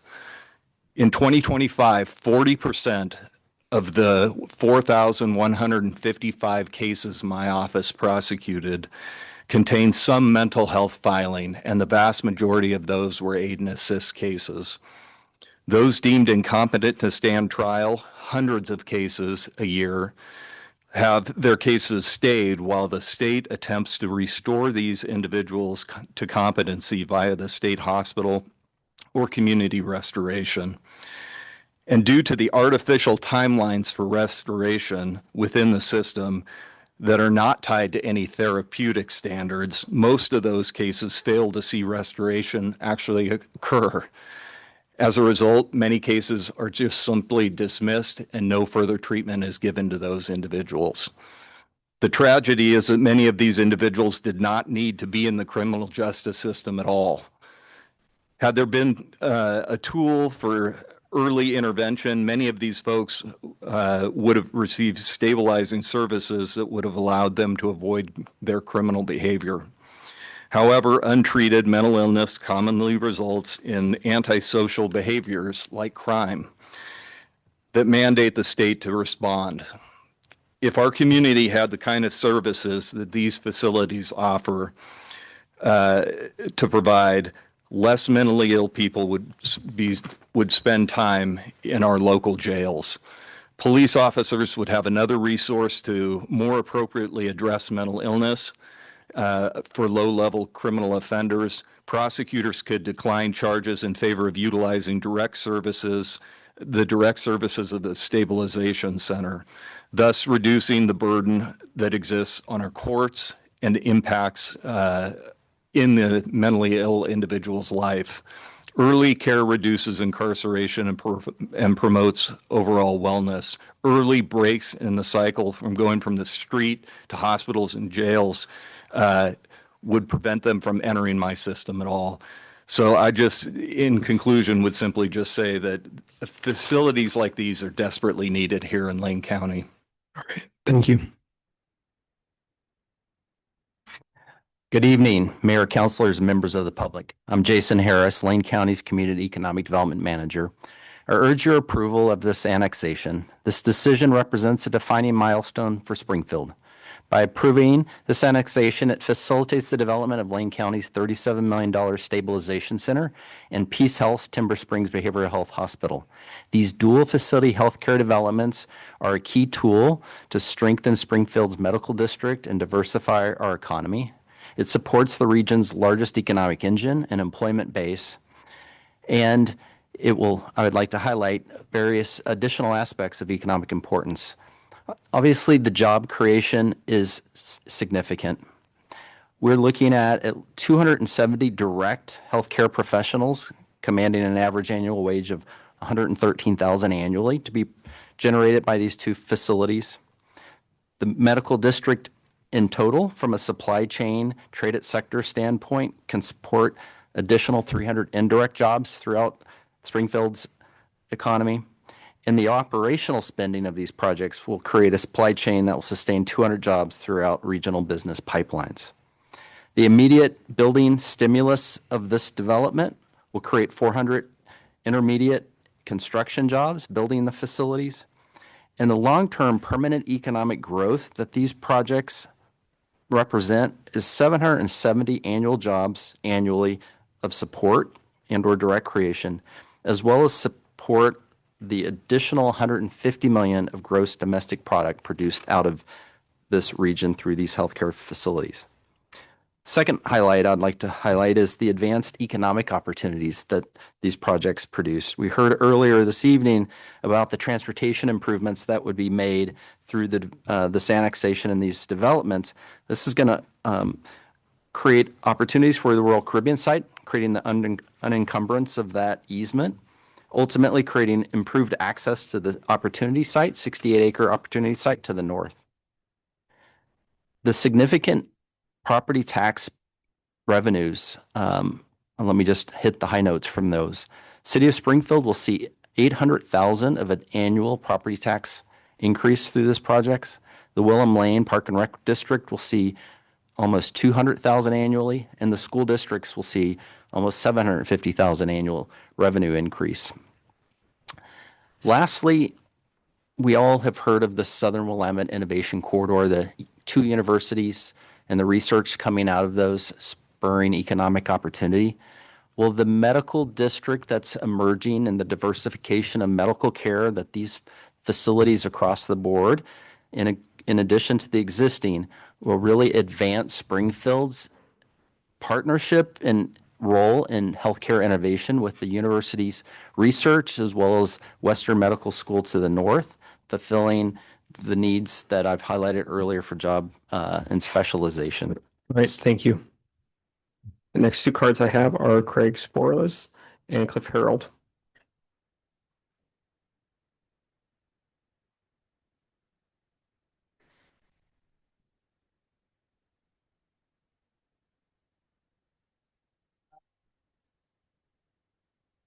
Good planning. So I'm Craig Sproles. I'm the superintendent in the Bethel School District, and most of you probably know, but Bethel is located on the west side of Eugene. We have about 5,000 students. Springfield School District has about 8,500 or so, and 4J has about 14,500 students. When I was trained as an educator, I was a science teacher. I could teach the heck out of the 3 different types of volcanoes. I can still identify rocks pretty darn well. That's what I was trained to do. As I have moved into administrative roles, I've found that the role of schools in today's society far outspans teaching the different types of rocks. The things that keep me up at night as a superintendent have less to do with teaching kids to read and more, how are we going to create a network of support to hold our kids safe when they're in our schools? We're seeing higher and higher levels of mental health issues in our schools every day, and schools have responded. When I started as the superintendent 5 years ago, we had 2 therapists for all of Bethel. We now have 10. We have a therapist in every single school. We have counselors in schools. We have social workers in schools. We provide safety screening to all of our students. And those screenings have produced higher and higher levels of us being able to do upstream therapy for students who need it. The issue is, so just this year as an example, we gave a safety screening to about 2,000 students. I have to make sure I have my numbers right here. We had 167 of those 2,000 students report having suicidal thoughts. 42 of those were identified as high risk, and high risk that means that they have a means, they have a plan, and they have intent, or they've already self-harmed. So that would be 42 of the students that we screened. 18 of those needed inpatient treatment. Of the 18, 4 actually received those supports. And the reason why they didn't receive the supports were you heard a lot of people talking here. We had a student who was expressing suicidal ideation, actually attempted about 7 weeks ago. A middle school student, 13 years old, was placed in one of the rooms that was described here in the ED, was transferred up to Portland, was placed in a different room with a mattress, alone in the room by herself for 13 days before she actually found a bed to be treated. The family didn't have the means to transport themselves up to be able to support her, so we rallied and got them gas cards and used our busing system to be able to drive them back and forth from the facility. What we're missing most is the tip of the spear supports. The schools have done a lot to be able to start identifying, but when you identify a student that's truly in need, the schools can no longer meet that need. The behavioral health center that you're hearing about is one piece of a system of care that is essential. Without it, all the rest of it kind of falls apart. So thank you for considering this. Thank you. Good evening, Mayor and Councilors. My name is Cliff Harold. I spent over 30 years in law enforcement here in Lane County, including serving as your sheriff from 2019 through 2025. Today, I'm the Regional Security Manager for Peace Health, and I'm here to voice my strong support for the annexation that will allow construction of the new psychiatric hospital and crisis stabilization center. I've seen this need through my career in public safety, in my current work in healthcare, and personally, as someone who's watched friends and neighbors go through crisis without the right resources available to them. Those experiences stay with you, and they make it clear that this project fills a critical gap in our community. From a security standpoint, Peace Health takes this work very seriously. Our security program is strong, professional, and built specifically for healthcare settings. Our teams are trained to manage crisis situations with a focus on de-escalation and safety for patients, staff, and the surrounding community. We don't do this work alone. We have formal MOUs in place, but just as important as that is the strong day-to-day relationships we've built with our law enforcement partners. We host quarterly meetings with our public safety partners throughout the county. We meet monthly with Springfield Police leadership. And again, more importantly, because of those relationships, we communicate really well in real time when situations arise. This level of coordination is simply how we operate, and it's not new. Peace Health has operated a behavioral health unit at the University District campus for years, building positive, lasting relationships with the University of Oregon, Bushnell University, Eugene Police, and the surrounding neighbors. Last September, we invited neighbors from the Game Farm and International Way to an evening meeting focused on building relationships and opening lines of communication.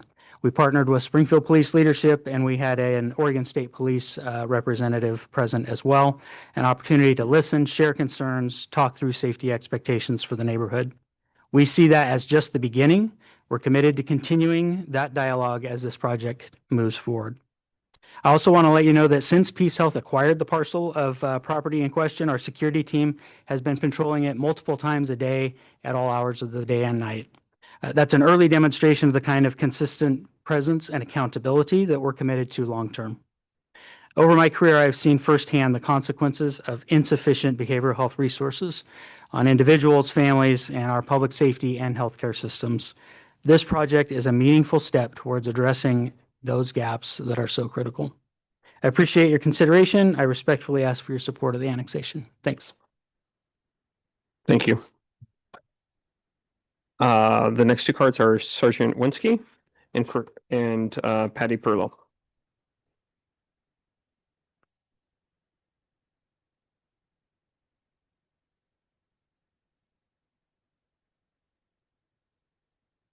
Do we have a card for Sergeant Winsky? Believe that person is virtual. Okay.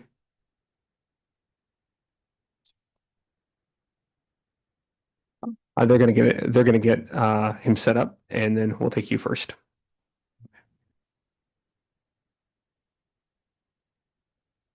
Good evening. My name is Patty Perlow. I'm the Executive Director of Kids First, which is the Child Advocacy Center for Lane County kids who have suffered physical or sexual abuse or witnessed violence. Prior to this role, I was the District Attorney for Lane County for 9 years and served as a prosecutor in Lane County for 34 and a half years. In my role at Kids First, I have witnessed what you've heard about today about kids who cannot get care. There are no beds for inpatient treatment for kids in Lane County. There aren't any within 50 miles of here. And so when we have children who have suffered trauma, who are at risk for self-harm, and they end up in the emergency department, like you've heard about tonight, they wait there until they can find a bed. The last one was up in Portland. And so this child who has already suffered trauma, has been a victim of crime, and needs immediate crisis care because they have indicated a desire for self-harm, goes to the emergency department and stays there until there's a bed available somewhere. And this community owes our children a much better hand than that. It was almost 10 years ago that I had my first meeting when I was district attorney with a mom whose child was at the emergency department and had been there for weeks because we didn't have a place for that child to go. That is just cruel, and I don't even need to talk about this any further. It is our community's obligation to take care of the kids in this community who have suffered so much, and to give them an opportunity to health and to healing and to hope right here in their own community without having to wait in the emergency department and then being transported far away from family and support. So I too encourage you to support the annexation of this property and give our community a chance to do the right thing for these children. Thank you. Thank you. Sergeant Winsky, you should be able to unmute your microphone. Yes, can you hear me? Yes. Excellent. Mayor Van Gordon and members of the council, thank you for allowing me to speak. My name is Jason Winsky, and I'm coming to you all the way from Tucson, Arizona, where I'm a sergeant at a local police department here. The reason I wanted to speak with you all tonight is because we are very lucky in Tucson and in Pima County to have a well-functioning crisis stabilization center and an inpatient behavioral health hospital combined on one campus, almost identical to what's being contemplated in your area. That crisis stabilization center here in Tucson is also operated by Connections Health Solutions. For the last 12 years, I have supervised a law enforcement diversion and deflection program dedicated to keeping people out of jail and connected to the treatment that they need. These stabilization centers make diversion and deflection programs possible by giving law enforcement a quick, safe, and effective drop-off option for individuals experiencing crisis. Drop-offs for law enforcement here in Tucson often take less than 5 minutes, and that is the model that is coming to Springfield and Lane County. I've been very lucky to travel to your county and Springfield and interact with your amazing law enforcement professionals that you have there multiple times. They are well-trained and they are passionate about getting folks the care that they need. They will highly utilize a safe, effective, and compassionate crisis stabilization center, and this will help keep people out of the ER or even worse, the jail. We aren't perfect here in Tucson, but we have taken a major step forward to get people experiencing crisis the critical care that they need. Like I mentioned before, I've had the opportunity to visit your county in Springfield several times, and I applaud your efforts to take this step forward. I encourage anyone really interested in this work and this model to come see us in Tucson because it really does work. But don't come in the summer. So not in the next few months. It'll be a little warm. I'll come to you for the summer and then you can come here in the winter. Thank you for the opportunity to speak, and I wish you all the best of luck. Thank you, Sergeant. Next two cards I have are Chris Wigg and Dr. Adam Burke.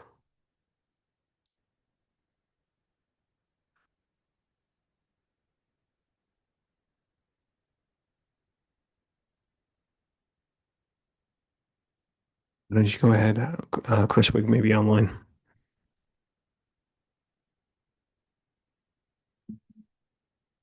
Hello, my name is Dr. Adam Birch. I am a staff psychiatrist here in this area with Peace Health. I'm also the medical director for inpatient mental health services here for Peace Health.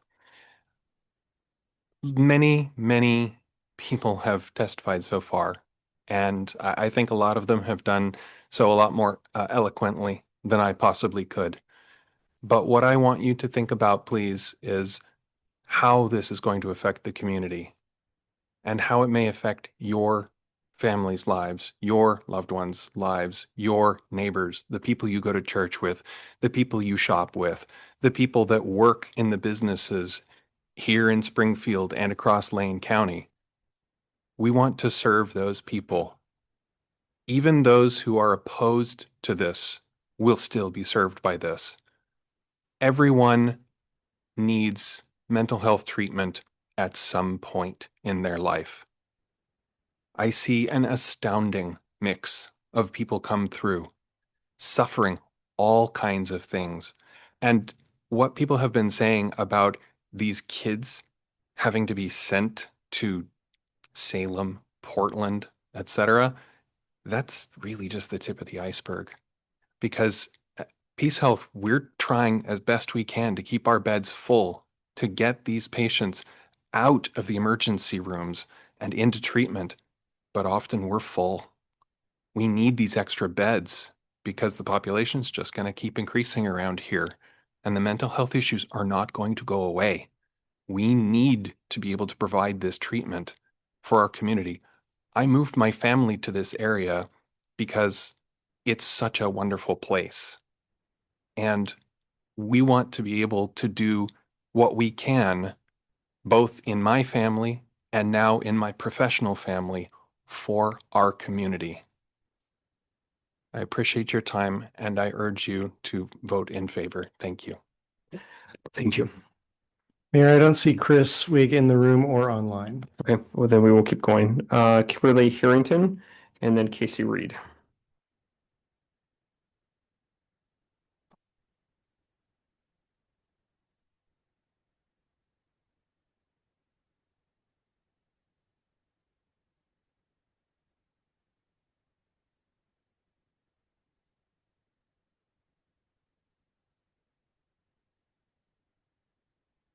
Hello, my name is Kimberly Harrington. I live at 668 Mallard Avenue in Springfield, Oregon. I'm a native Oregonian who has resided in Springfield for 27 years. I am in favor of the proposed county crisis stabilization center and Peace Health psychiatric hospital. And that I am asking that the city council approve of the annexation of the vacant International Way land in the city limits. Not only am I a witness to the need of the Center Psychiatric Hospital for care of many homeless population experiencing mental health illness, but I myself have lived with psychotic breaks that have needed support of the overseeing care of psychiatrists and counselors. In October of 2010, I went missing for 3 days while leaving my husband in my home with a backpack telling him that I'm going to find the truth because you're all lying to me.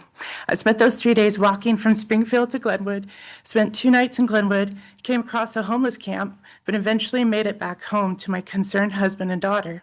Thankfully, I accepted help for myself by agreeing to go to the hospital, and I was eventually seen by Dr. William Streck, which told my husband that I was the most psychiatric person he had ever seen. However, in my worst nightmare came true 12 years later, when my daughter began to show signs of paranoia and anxiety, which a few days later turned into full-blown psychosis. My husband and I were able to get her admitted into the Johnson unit in Eugene. 3 days later, she was transferred from the Johnson unit to the Eugene Behavioral Health unit. She spent 9 days in treatment, receiving care from doctors, nurses, counselors, psychiatrists, and given medication and an antipsychotic, and eventually being released for continued care via telehealth under the observation of a psychiatrist. Things seemed well for 2 years until the fall of 2024, when my adult daughter suffered another psychotic break. On August the 20th, during the telehealth meeting with her psychiatrist, he witnessed her experience psychosis. He let my husband and I know that he was contacting the local police because she got physically violent with her father. 2 sheriffs showed up at our home to talk with my daughter and to do an assessment of her mentally and physically. They talked to her in her bedroom, and tried to convince her to seek help since she was an adult.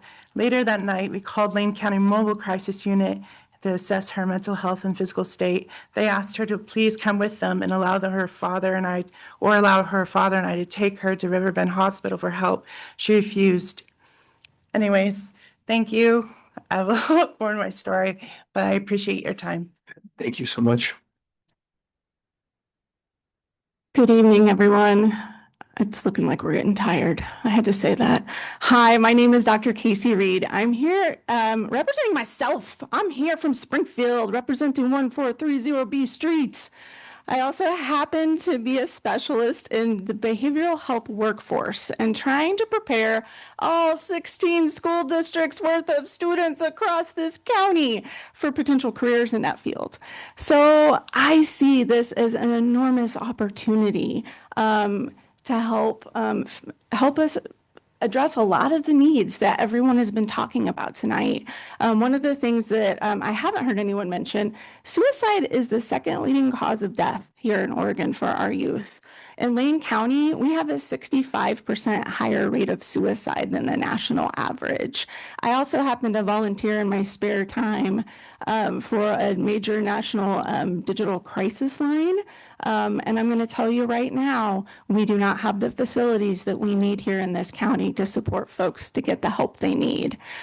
This project would go a long way towards meeting those needs. Not only that, when the place I work, which I am not trying to represent tonight, does surveys with students across our school districts across the county, what we find is the number one thing that students tell us that they want: mental health support. They want more mental health support. 13 of our 16 school districts have mental health support in their school improvement plans. And with the recent layoffs, many of those schools are letting go of their counselors and their mental health staff first. So we are watching mental health infrastructure in many of our schools crumble as we speak. In many parts of our county, we have 0 behavioral health providers. 0 for 10,000 people. We don't have people. We don't have places for folks to go. And places like this are going to help go a long way towards meeting our needs. So just very quickly before my time's up, this is going to help us complete service delivery options for public safety, emergency services, as well as providers who are currently without options. Springfield, as I love to say as a Springfieldian, is quickly becoming a hub for these kinds of innovative approaches to improving the quality of life and wellness for our community members. And by allowing annexation to proceed, I hear it, I get it. I don't like traffic either. Everyone has their concerns. A lot of them have to do with stigma. I could give you lots of research about that too, but there's no time in 17 seconds. We as a community, I'd love to see us. I have to go all over this community all the time. Springfield is the perfect place for this for everyone. We can really help with the health and well-being of our community in Greater Lane County. I am in favor of this. Please support this. Thank you. All right, thank you. That is the last card in favor of this. I have no neutral cards for this. The two against are Ardell Wicks and Michael Gilardi.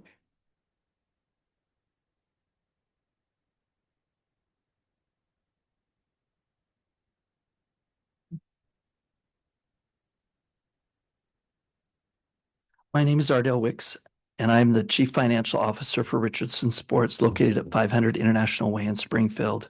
We currently employ 400 full-time employees at this location. Approximately 13 years ago, Richardson was looking for a place to relocate. We spoke at length with the City of Springfield about the campus industrial zone where we are now reside. There are many things that are allowed and many things that are not, and we abide by those. Based on these zoning limitations, we invested in the area. We have currently to date invested well over $20 million into Springfield and have doubled our workforce. We believe in the city's zoning vision for this area of Springfield. We appreciate the city staff work and analysis on the complexities with the proposed annexation, development, and needed infrastructure for this area. With the supersiding method being used for this development, this annexation vote takes on a very significant role to obtain the needed infrastructure and to ensure consistency with Springfield's master plan. Both Richardson Sports and I personally agree these buildings and services are needed in our community, but we feel this is the wrong site and not consistent with the approved zoning that has been previously approved. One of the questions we continue to ask is why is the county and Peace Health not using just 10 of the over 100 acres that are currently vacant and owned by the hospital? Another question we have is that if this is such a good thing for the business neighborhood, why did the county and Peace Health feel the need to request the supersiding, which takes away most of our ability to question the development and ensure that this development is beneficial for the neighborhood? Besides the other many questions and issues raised in our written comments, I want to point out an issue that I see with all of the transportation studies. None of these studies that I have reviewed to date take into account the current vacancies and the already approved projects in the neighborhood. If we are already concerned with traffic, what does traffic look like once the Royal Caribbean building is occupied again, when the Haas building and Pacific Source buildings fill up again?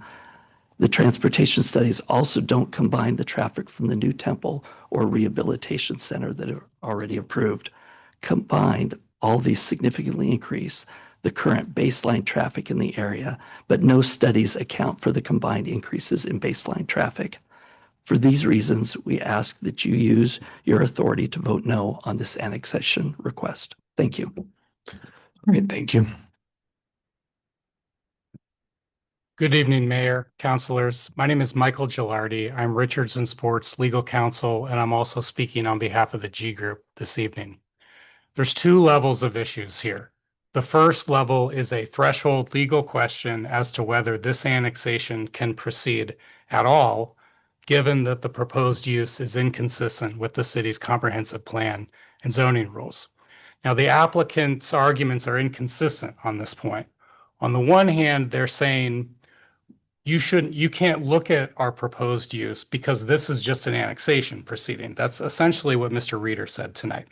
On the other hand, in their application materials, they're saying we are exempt from the normal planning and development standards of the city because of this special use that we are planning.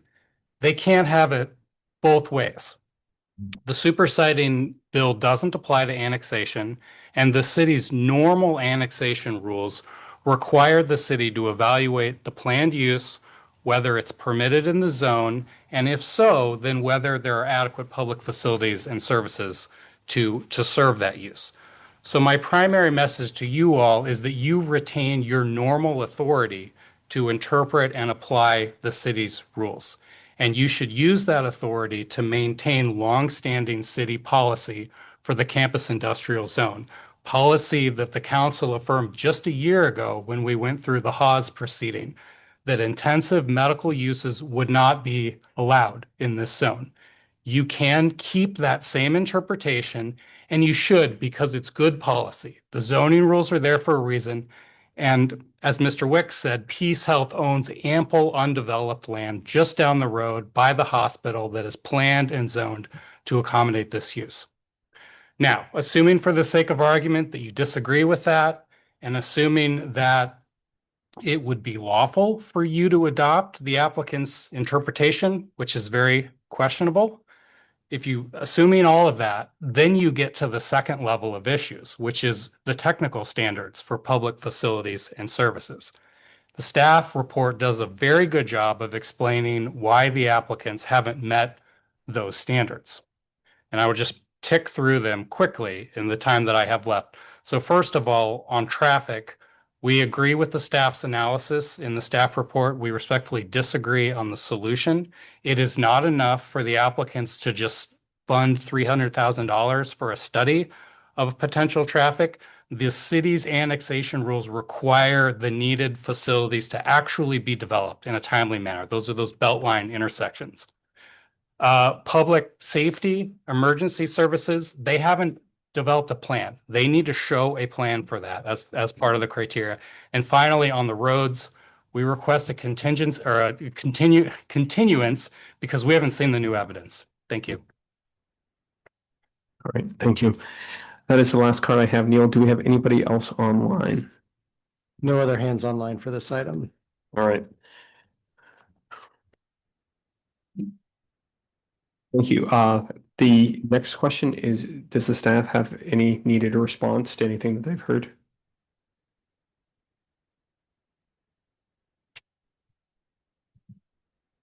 Thank you. I think for brevity, staff would prefer that a response can be provided at a subsequent meeting. We've heard a lot of the testimony at the same time you have. And so in order to prepare a response to respect all of the testimonials we've received tonight, staff restates the recommendation to continue the public hearing to the regular meeting on June 1st.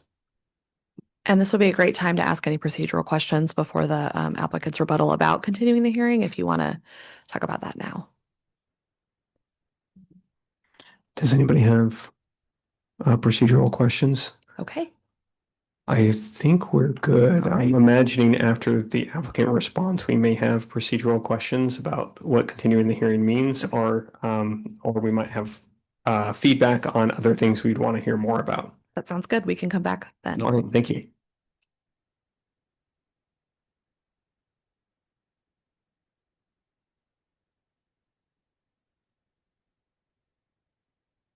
Good evening again, Mayor Van Gordon, Council. Again, for the record, my name is Mike Reeder. Just want to be very brief and respond to some of the testimony that you've received tonight, and the testimony in opposition. We have addressed much, if not all of that, in our written material that you may or may not have had a chance to review. But I do want to just touch on some high points. If there was no intended use, and this was simply an application for an annexation of bare property, this annexation application could have taken, between 15 and 20 minutes at the most. Property owners have the right to seek annexation regardless of the intended use. Mr. Gilardi is entirely incorrect when he suggests that the comprehensive plan policies apply to this particular annexation, and we've briefed that, including the transportation issues. It's simply not true. And we've provided evidence, and we've provided testimony, legal testimony. The only transportation engineering analysis that's been done, and it's been done exhaustively, is by Kelly Sandow. She's the only professional engineer that's provided that testimony for the testimony that's been received today. The opponents, Richardson and G Group, could have but did not hire a transportation engineer to try and poke holes into our analysis. And I think that's telling. There's a saying that the name of the game of zoning is change. Well, we have crises here in Oregon, one of which is housing.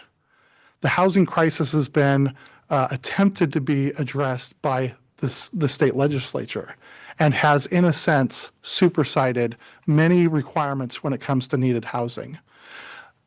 You have heard testimony tonight about the mental health crisis that we have in this community. And with the stigma that comes with that, it is necessary sometimes for the state legislature, through the democratic process, to intervene, and the state legislature and the governor have decided to do so. What does that mean for the city of Springfield? Well, there are many laws that supersede local laws. You have the Americans with Disability Act. You have the Religious and Land Use Institutionalized Persons Act, which is meant to cut through the stigma that happens to occur in religious or other contexts. And that's what's going on here. Mr. Gilardi is incorrect when he says that we need to, that before anything can be cited on this property, whether it's the intended use that's been discussed tonight or any other use, that we have to fix that problem. That is simply not true. Annexation does not require what is called the transportation planning rule. Should the Royal Caribbean property seek a plan amendment zone change, or in the case of Peace Health, when we saw the inpatient rehabilitation hospital plan amendment zone change that this council approved, we did have to go through a transportation planning rule analysis, and we had to prove that. An annexation does not require it. We provided such an analysis, and we did it in good faith, and now it's being used against us, and that cannot stand. We have great respect for the employers that are the opponents in this case, in particular, Mr. Ardell Wicks and his employer, Richardson Sports. They are a great asset to this community. However, that being said, we have provided ample explanation for why the Riverbend campus cannot be used for this proposal. And I'll tell you one. First of all, it's not 100 acres. A great portion of that property is zoned is designated by your comprehensive plan as medium density residential. And I've already talked about the housing crisis. We need that land for medium density residential. But the property that is zoned for medical services, that is extremely valuable and extremely important property that must be preserved for uses that require trauma level 2 care. It needs to be adjacent to. These proposed uses do not need to be adjacent to a level 2 trauma center. That property, Peace Health has a long-term plan for that. And I was there 23 years ago when I actually clerked for Joe Leahy, who was the longtime city attorney for the city, when there was opposition to the Riverbend campus itself. And that hospital should have had another floor. And if there wasn't opposition to that hospital, we would have had another floor. We would have had more space. But because of opposition, that short-sighted opposition, we have what we have now, and we're dealing with those consequences. And I would urge this council not to repeat the mistakes of the past. In that case, Peace Health provided extensive transportation. The transportation network that we have in that area is in large part because of the Riverbend campus. And the traffic studies that were done for the Riverbend campus at that time overestimated the amount of traffic that would be generated by the Riverbend campus. We still have not met the thresholds that were estimated over 20 years ago. So the improvements that we have in that area, much of that has to do not only in kind, but also in cash and also dedication. And we're doing that again. Peace Health and Lane County are providing additional dedication for the city's transportation system. There are the minimum level of public services. It's absurd to suggest that this property does not have adequate key urban level services. Again, it's sandwiched between sites that have already been developed. Are you telling me that there's not urban level services? There are cases where property that's inside the urban growth boundary but is not inside the city limits is far away from services. The city or someone else would have to connect the stormwater or the wastewater or the water or the streets. And that's when the city has an annexation agreement that says, okay, if we as a city are going to provide those services, you're going to compensate us for that. But that's not the case. The infrastructure that was already in place was already provided either through taxes or through system development charges. And the city acquires the reimbursement for those facilities that have been provided either by developers such as PeaceHealth or by taxpayers and ratepayers through system development charges. And I think that's important for us to understand. So I disagree vehemently with Mr. Gilardi's legal conclusions. We've provided, the Lane County County Council has reviewed those arguments and has provided you with an explanation. There's actually a LUBA case almost directly on point. It's actually better than this situation. And we provided that LUBA case that says that when a city is looking at an annexation application in conjunction with a development application, that the city can only look at the annexation criteria and cannot conflate the development. Here, we don't even have a development. Everyone knows that the intended use is for the stabilization and the behavioral health hospital. To do what Mr. Gilardi asks you to do would be to violate case law and the annexation criteria of your code. And I think at that we will leave it to written material to answer the other questions that were raised. But if you have any questions, I'd be happy to answer those at this time. All right. Before I open up for questions, we're going to get sidetracked on questions of transportation and annexation rules. I just want to spend time acknowledging the significant behavioral health challenge this community faces and appreciate the fact that we have so many providers in the room that are sharing information about the crisis that this is all about. And I don't want that to get lost in what I'm sure is a million questions about the finer points of annexation law. Does anybody have questions? Okay, the one question that I had was really trying to help me understand. On one side, you're saying, I feel like you're saying that the annexation is only a question of can you serve the property? And then on the other side, you're talking in depth at the breadth of the crisis and the services this will provide and the development. And I'm trying to figure out how to weigh those two things in my head. And before we let you go, I wanted you to sort of feed into those that are, I feel like you're telling me both things at the same time. Could you help me understand? Yeah, absolutely. That's a great question, Mayor. That's the tension that I've been doing this for about 23 years. And that is almost always the challenge that a land use attorney has when dealing with an issue, a proposed use that is controversial. The city has criteria. And then there's the emotion for controversial projects such as the one that's intended. And it's very difficult for volunteers such as yourselves, elected officials, planning commissions, who are not paid to do this on a regular basis, to separate the controversy from the law. And so what we did tonight was try and, because there is so much opposition, and there's a lawsuit right now on this from the opponents that you heard from tonight, because there is so much media publicity and others, we wanted to give you the context for why this is important to help you make the correct decision.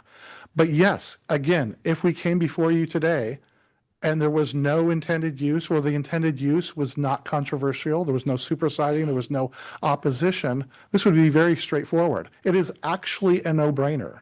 This property should be annexed, and the city will benefit from the annexation, whether it be for the intended use or for any other use, whether that's a use in the CI zone or whether it was a plan amendment zone change. So yes, I understand the concern. I understand what Mr. Gilardi is saying, but the fact of the matter is sometimes projects get controversial even when it's annexation. And could you respond to this question about could we cite it someplace else? And I think it's a two-part question in my mind. Does PeaceHealth own land where this is an allowable use and zoned correctly today? And is that a criteria for approval for annexation of this property? I'll start with thank you, Mayor. I'll start with the second question first. And the answer is it's not a criterion for approval at all, period, full stop. The other answer for you for the first question is why not the Peace Health property? Well, it would be an allowed use in the medical services zone or a commercial zone. But when you have a crisis, let's say you've got a famine, okay, after World War II. You need seed potatoes. You don't eat the seed potatoes, even when you're hungry. Okay, that property surrounding the hospital is extremely important. That's the seed potatoes. You don't want to eat those. The Peace Health has a plan for taking care of this community in partnership with their partners, McKinsey Willamette and Lane County and others. But that's extremely important. It's a level 2 trauma center. You don't want to have a use that does not require the ambulatory services that you have there at the trauma center. It's just that is very short-sighted. All right. That is the 2 questions I had. Does anybody else have any questions before we have our staff back up? All right. Thank you very much. Yeah, thank you.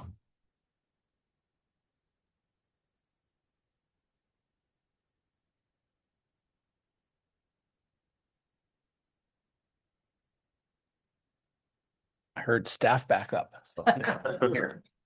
Happy to help. You have had fewer steps than the city assistant city attorney. Sorry about that.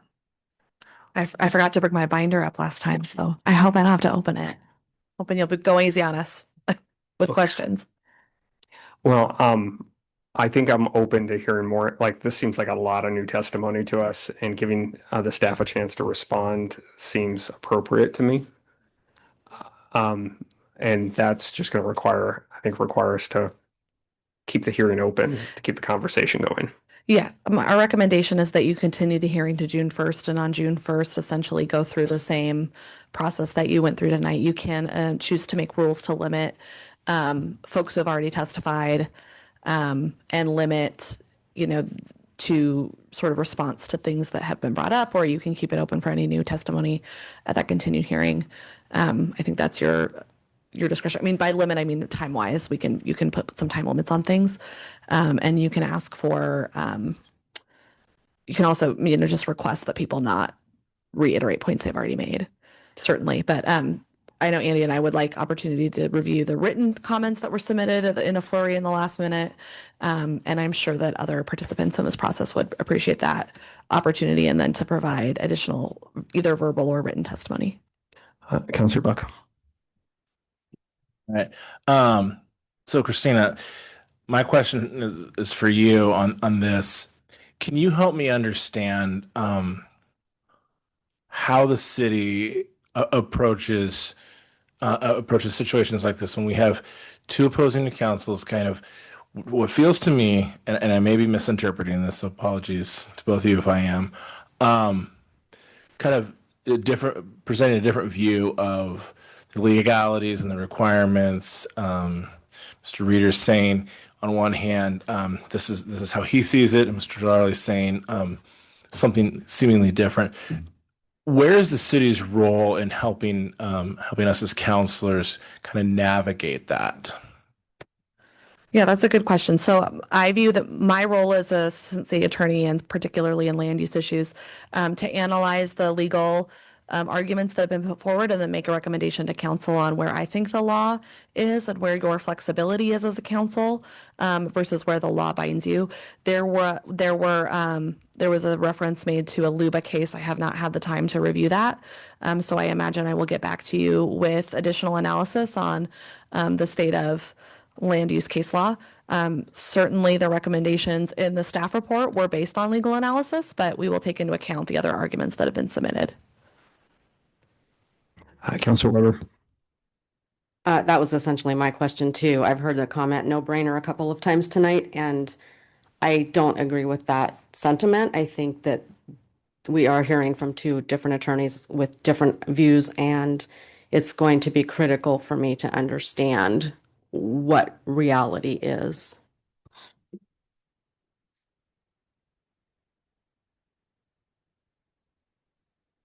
Maybe.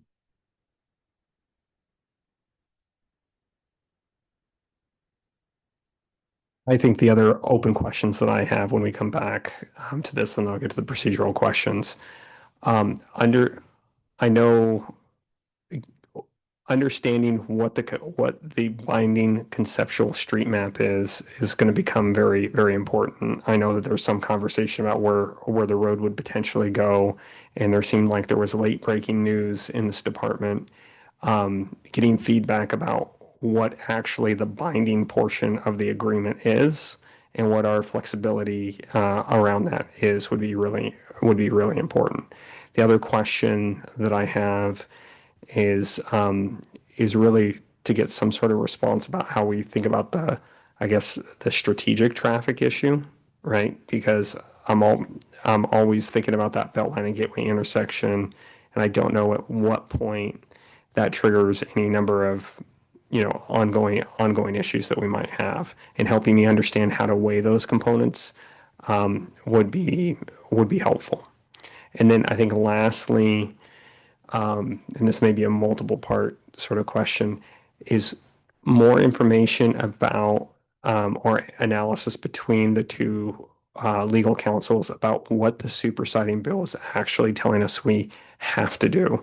Because I feel like we're sort of stuck between these two tensions. On one side, we have folks saying, that don't consider it at all. And on the other side, we hear some folks saying, hey, you can't, the compliant uses of that area, right, are overridden by the supersiding bill, or that they're not. And understanding how to weigh those two things would be extraordinarily helpful. You're asking for like a legal analysis of how does House Bill 2005 affect annexation Yeah. in more detail than what's in the staff report now? Yes. Okay. And I guess mainly a response to what we've seen from the applicant and the legal counsel from Richardson's would be probably the more on point portion. And then I think the question that I have is, for procedurally, like the hearing's going to still stay open. Is there a way that we can sort of help focus the conversation a little bit so that we don't, right, like, so we don't create a situation where we're all collectively responding to the latest thing, and not taking in a bunch of new information, but kind of start narrowing some of these broader issues? Yeah, if you continue the hearing, then I think all new evidence can come in, and new responses. You do have the option to close the hearing and leave open the written record, which puts us into a really structured system. But I would prefer the opportunity for council to review the information that's been submitted, and then ideally use June 1st to ask questions. I think that's one thing that can happen in a hearing, that you don't have the opportunity to ask all of your questions of the applicant or of other members who have testified, particularly those testifying in opposition, if you're not, or even of staff, if we're going to introduce new evidence in our responses. And so I don't want to make you have to, I don't want you to lose the opportunity to do that, or have to notice a new hearing with the cost and time associated with that. I think the time here, in terms of the city, the council can take as much time as you need. The applicant generally tends to be the one that wants a more efficient or timely decision. And so in that regard, a lot of the new information, I think, typically will come from an applicant. So the incentive there is not to give the council a lot of new information, right before the June 1st continued hearing, if they want the council to be able to move on that night. But otherwise, I think time is not a fact. Like, the council's not constrained to a 120-day review period like you are in other land use decisions. So given the complexity of this, your recommendation is just a little bit more flexibility and let this thing play out. Okay, I think I'm fine with that. Yeah. June 1st does not represent a decision, ultimatum, or anything like that. So okay. You could further continue the hearing past June 1st. You could leave the record open after June 1st. You could close everything down and give direction to staff on, final decision making on that day. All of your options would be open at that time. Okay, great. Any other comments? Yep, go ahead. I just wanted to thank everyone for coming out. I know probably half the folks have left and it was a very long night, but just thank everyone for coming out. All the folks who have sent things in and will continue to. And I just really want to thank our staff who have really, I saw you show up with your big stack of papers there, Andy. So thank you for the work on this and the continued work to help us move through this. So I appreciation. Do you have enough direction? I think we do. All right. Thank you so much. Thank you. Okay, so the next hearing, the continuation of the hearing will be on June 1st. We do have one other item. We are not going to take it personally if you take a minute and exit because it is after 9 o'clock. So we'll give you guys a minute to do that. But if you want to stay for the capital improvement plan, we're more than happy to have you.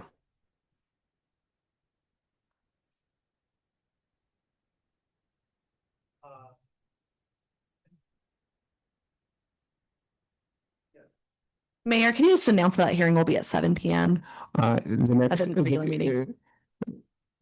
Hearing's going to be continued to June 1st at 7 p.m. at a regular meeting.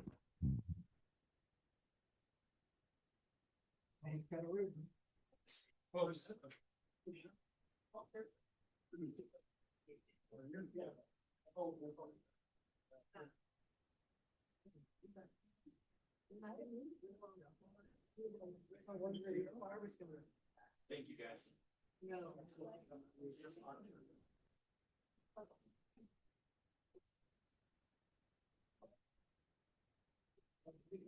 All right, next item, please. Mayor, the next item is business from the audience. I do have one card. I think she left.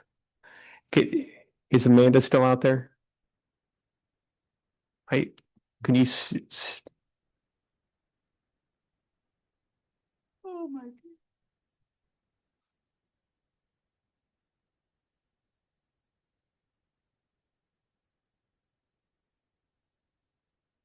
All right, next item, please.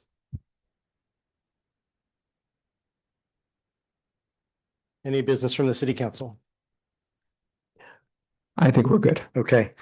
Business from the city manager. Item number 1 is ratification of the Metropolitan Wastewater Management Commission, MWMC fiscal year 2026-2027 regional wastewater program budget and capital improvements program. Matt Stouter is here for this item. Good evening again, Mayor and Council. Matt Stouter, Executive Director of MWMC. I'll try to be brief here. The MWMC's IGA provides that the governing bodies of Springfield, Eugene, and Lane County must ratify MWMC's regional wastewater budget and CIP. Actually, before I get going, I meant to acknowledge Jeremy Cleversy in the audience for one, still being here, and two, doing the lion's share of the work this year of putting together our budget. It was a big lift. It always is a big lift, and this is his first year doing it, and he did a wonderful job with others. Okay, so I'm here to ask you to ratify our fiscal year 26-27 budget and CIP, abbreviated talking points, so you can ask any questions you want when I get done. The MWMC board approved the regional budget April 10th at our public meeting and directed staff to send it out to the governing bodies. They held 3 work sessions prior to that adoption and talked about the rates, the capital improvement program, and our work plan and goals. The budget was developed assuming the 5.5% rate adjustment. And in accordance with MWMC's IGA, which was updated recently, thank you to all 3 agencies.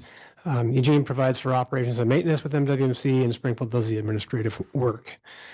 I think you know what the budget provides for. I'll just say it's going to allow us to continue to operate and maintain our infrastructure, serve over 275,000 folks in the area that we serve, and continue to implement and meet our mandated regulatory investments. This year's budget is set. The operating budget is set at $29.5 million. The budget itself contains a 7.3% increase, and I wanted to note this has been 1 year of many where our actual increases that we're experiencing have been higher than the rate adjustments that we proposed, and we're starting to experience some difficulty. I won't get into detail on that. However, the conversation earlier, I take that to heart, and we have been implementing what we feel is the least responsible rate adjustments that we can get by with. A little bit of detail. Contractual services have been increasing. Our indirects have been increasing. Chemicals and utilities have been increasing. I think everybody's aware of that. Our revenues are on target. Our capital budget for this next year is 42 million. We have large projects that span multiple years. I'm happy to answer questions about those. I have some listed. I'll, for the sake of time, not speak to them. And I'll note that the Eugene Council ratified this budget on May 11th. We're here tonight before you.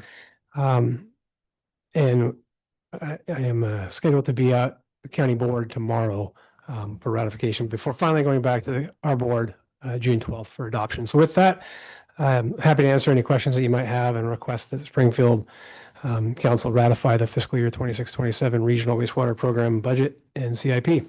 Are there any questions? I move to ratify the Metropolitan Wastewater Management Commission MWMC FY 2026-27 Regional Wastewater Program Budget and Capital Improvement Program, CIP. Second.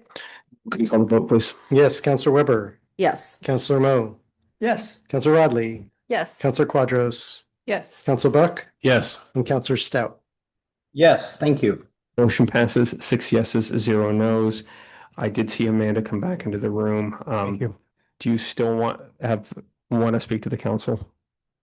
Okay, come on. Could you state your name and address for the record? And then you'll have 3 minutes. Now? Oh, yeah, up here. Take a seat.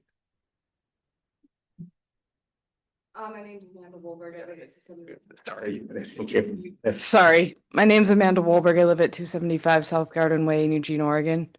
But like I have to spend a lot of time in this town, okay? And I sent you guys this email, and what it shows is this footage is people locked up in containers at the water plant on D Street and Second. There's blood coming out of a pipe, and like I used luminol on it, okay? Like it's blood. And it's ironic that you're, and I don't know if this is the exact same facility, and I don't want to be ignorant and assume that it is, but like it's just interesting that you're talking about expanding this kind of stuff when it's like, why isn't this place getting searched? Why isn't it getting like taken apart? Like, I mean,